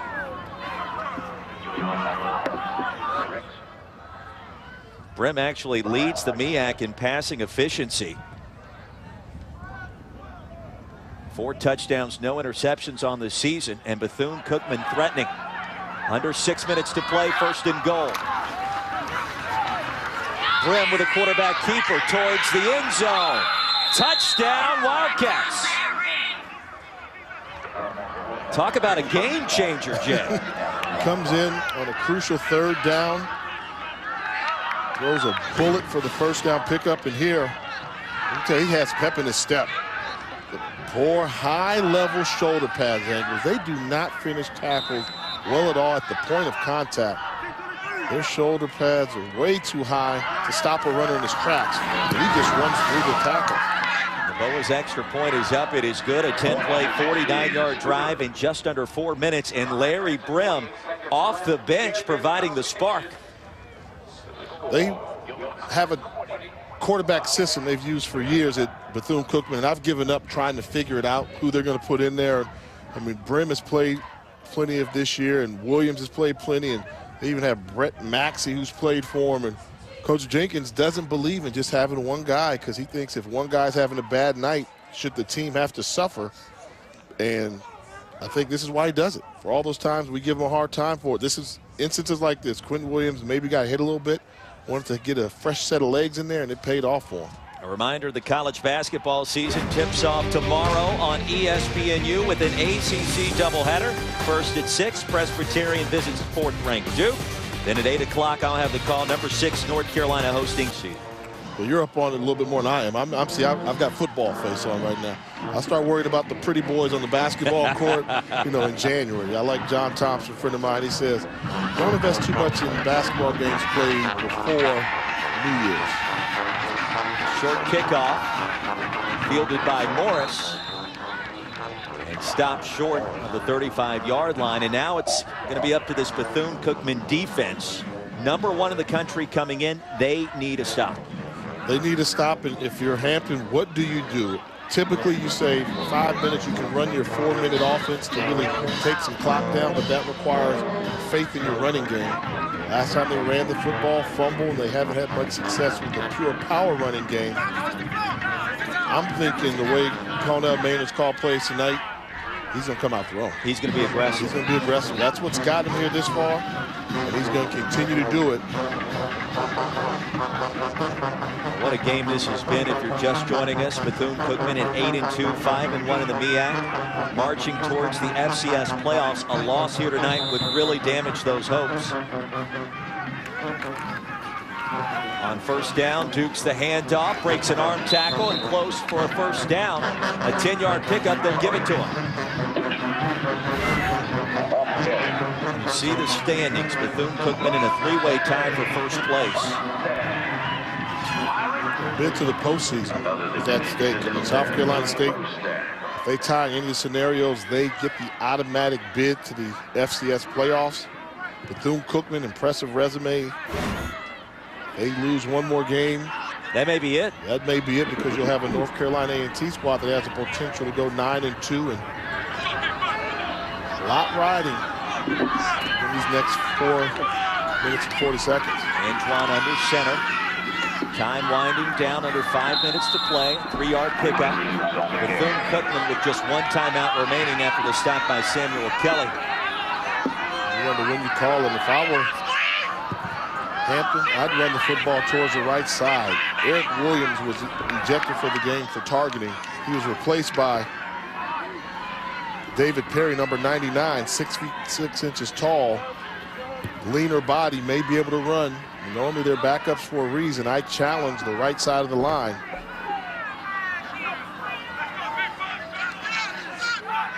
Second down and 7. Play clock winding down, approaching 4 minutes to play. Deep handoff, Dukes, and a flag on the field. Could be in the area of holding. That was a quick flag. Very quick. Ralph Williams Jr. dominating the line of scrimmage. It's a big call. Chop block. He's already given the signal for a chop block. I think you decline the penalty. And that'll bring up 3rd down and long. There's nice yardage that you gain, but I think you decline the penalty.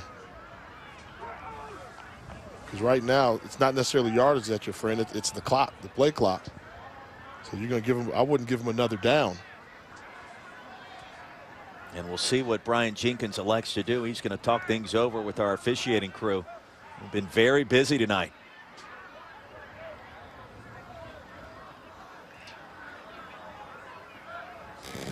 Shot block, offense, 15 yards from the previous spot, replay 2nd down. So they'll take the penalty yardage with under 4 to play. And 1 timeout. Penalties have been enormous for both sides this evening. See, I don't know if you take the penalty because, I mean, I believe Hampton can make up the extra 10 or 15 yards with special teams punt.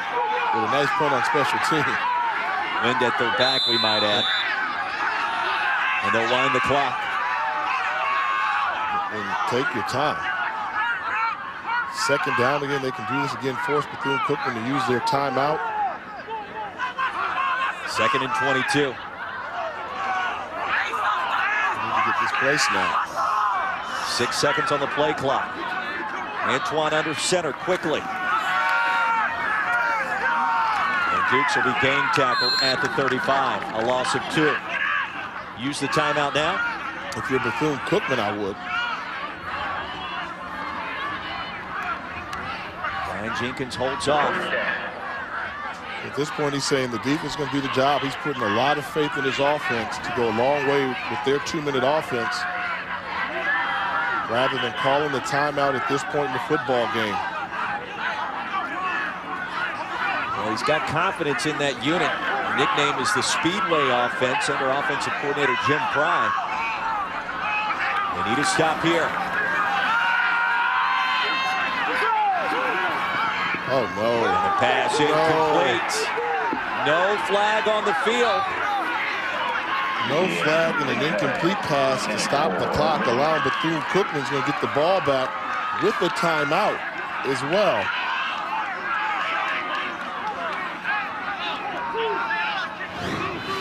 Unconventional call here. I think you just run it, you fall down. Bang, bang play. Could have been PI. Boy, sometimes it's just that close. So the tension mounts here in Hampton. A touchdown would win it for Bethune Cookman. And the punch dropped. Unfortunate play. 2nd time tonight. We've seen something like that, and a fumble on the return. Recovered by the Wildcats. Are you kidding me? Unbelievable. A 40-yard punt. 1st and 10 for Bethune Cookman, and a little bit of everything on that play. The punt saved by Christian Faber-Kinney. Bethune Cookman with 76 yards to go. A little bit of luck along the way.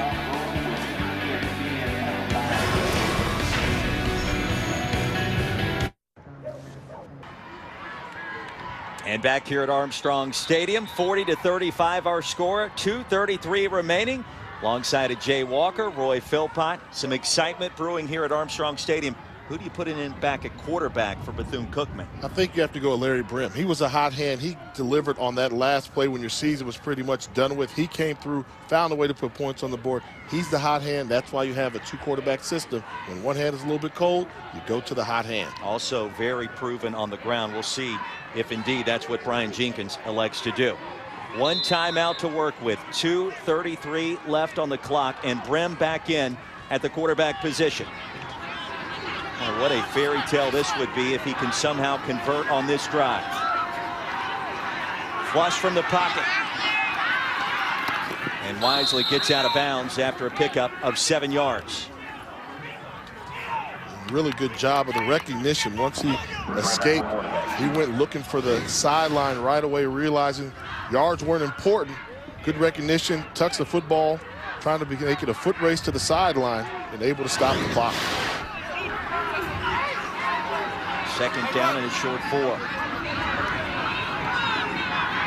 Brim directing traffic as the clock winds. With time. And the pass will be caught. Devontae Washington with the grab, good enough for the 1st down out to the 40-yard line. Tackled inbounds, but got a 1st down, and that stops the clock in college football while they move the chains. If you're Hampton, what are you trying to do here defensively to slow down Larry Brim?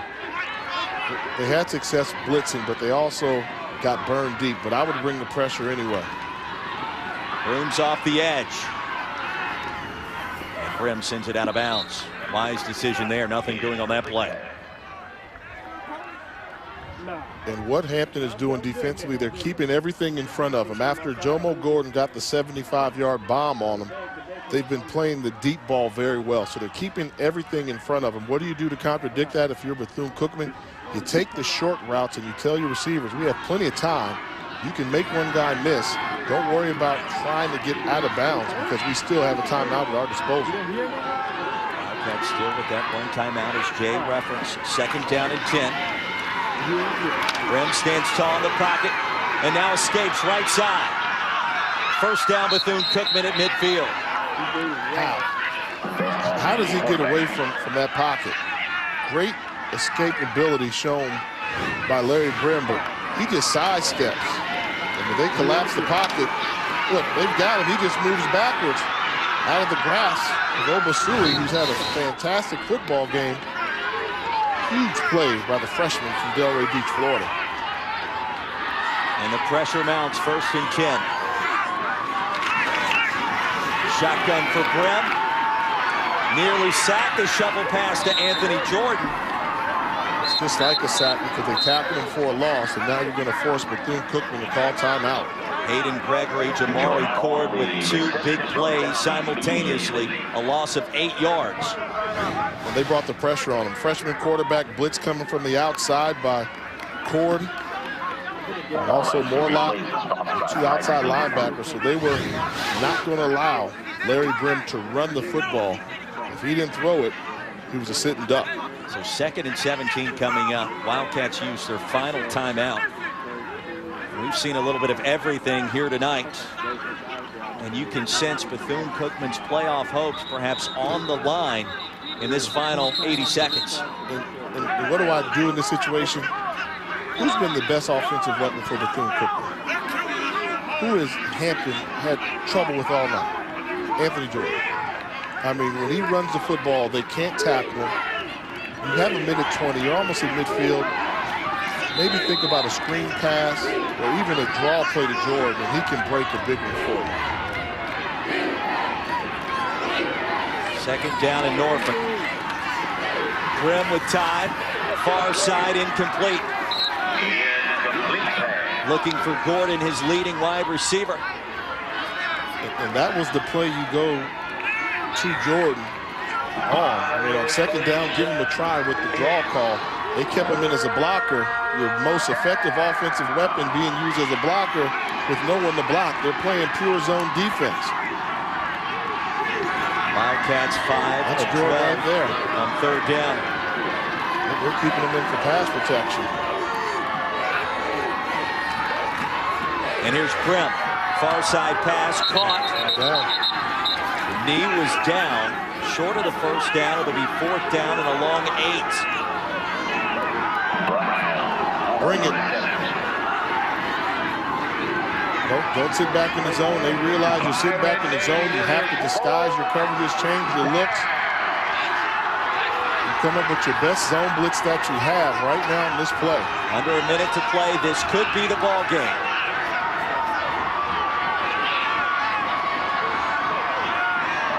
Frank Brown in motion. 4th and 9. Pitch, catch, first down.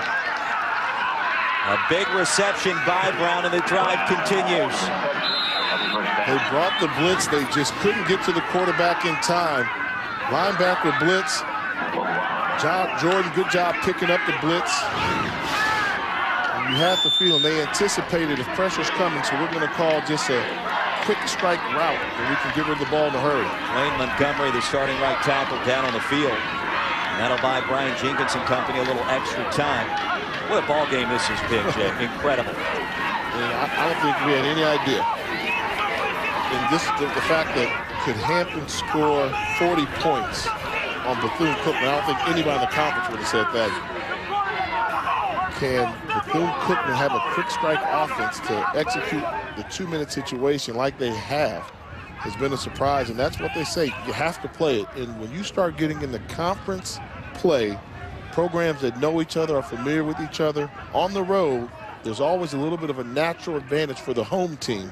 And it was senior night here, team playing for nothing else but pride. And boy, we had a great football game, and I think that young man right there, he showed up. Ironically, on senior night, it's the freshman. The coming out party, and Bethune Cookman, they've gone to their freshman quarterback, Larry Brim, who's done a pretty good job moving them down the field. Well, still some work to be done. 35 seconds and change remaining. A field goal does Bethune Cookman no good. A win keeps them in the FCS playoff hunt, and also another MEAC championship. A loss, well, they're pretty much eliminated, at least as best as we can tell right now.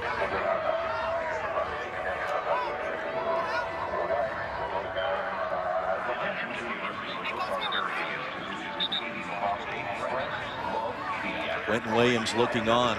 He started this game and played the majority till that last drive by the Wildcats. It was sparked by Larry Brim off the bench.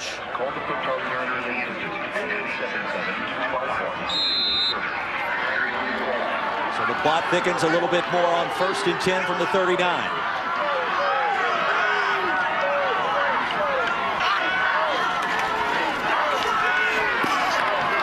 Brim under pressure, and he'll be brought down for the sack. And the clock's going to continue to roll as they sort out this pile. So now, if you're Bethune Cookman, you need to get up in a hurry. Receivers get back and get set so we can spike the ball.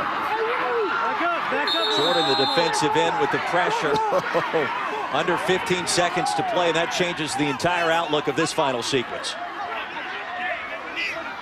Yeah, they have to, and they don't have a timeout. So he spiked the ball. Oh, that clock should be running. I have no idea why the game clock is not running right now, at least the 40-second clock. It is stopped on a spike ball. Oh, wow. And they're like getting the equivalent of a timeout almost, and they brought Quentin Williams back into the game.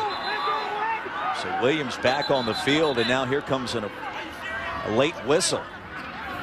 Play clock was at 40 and it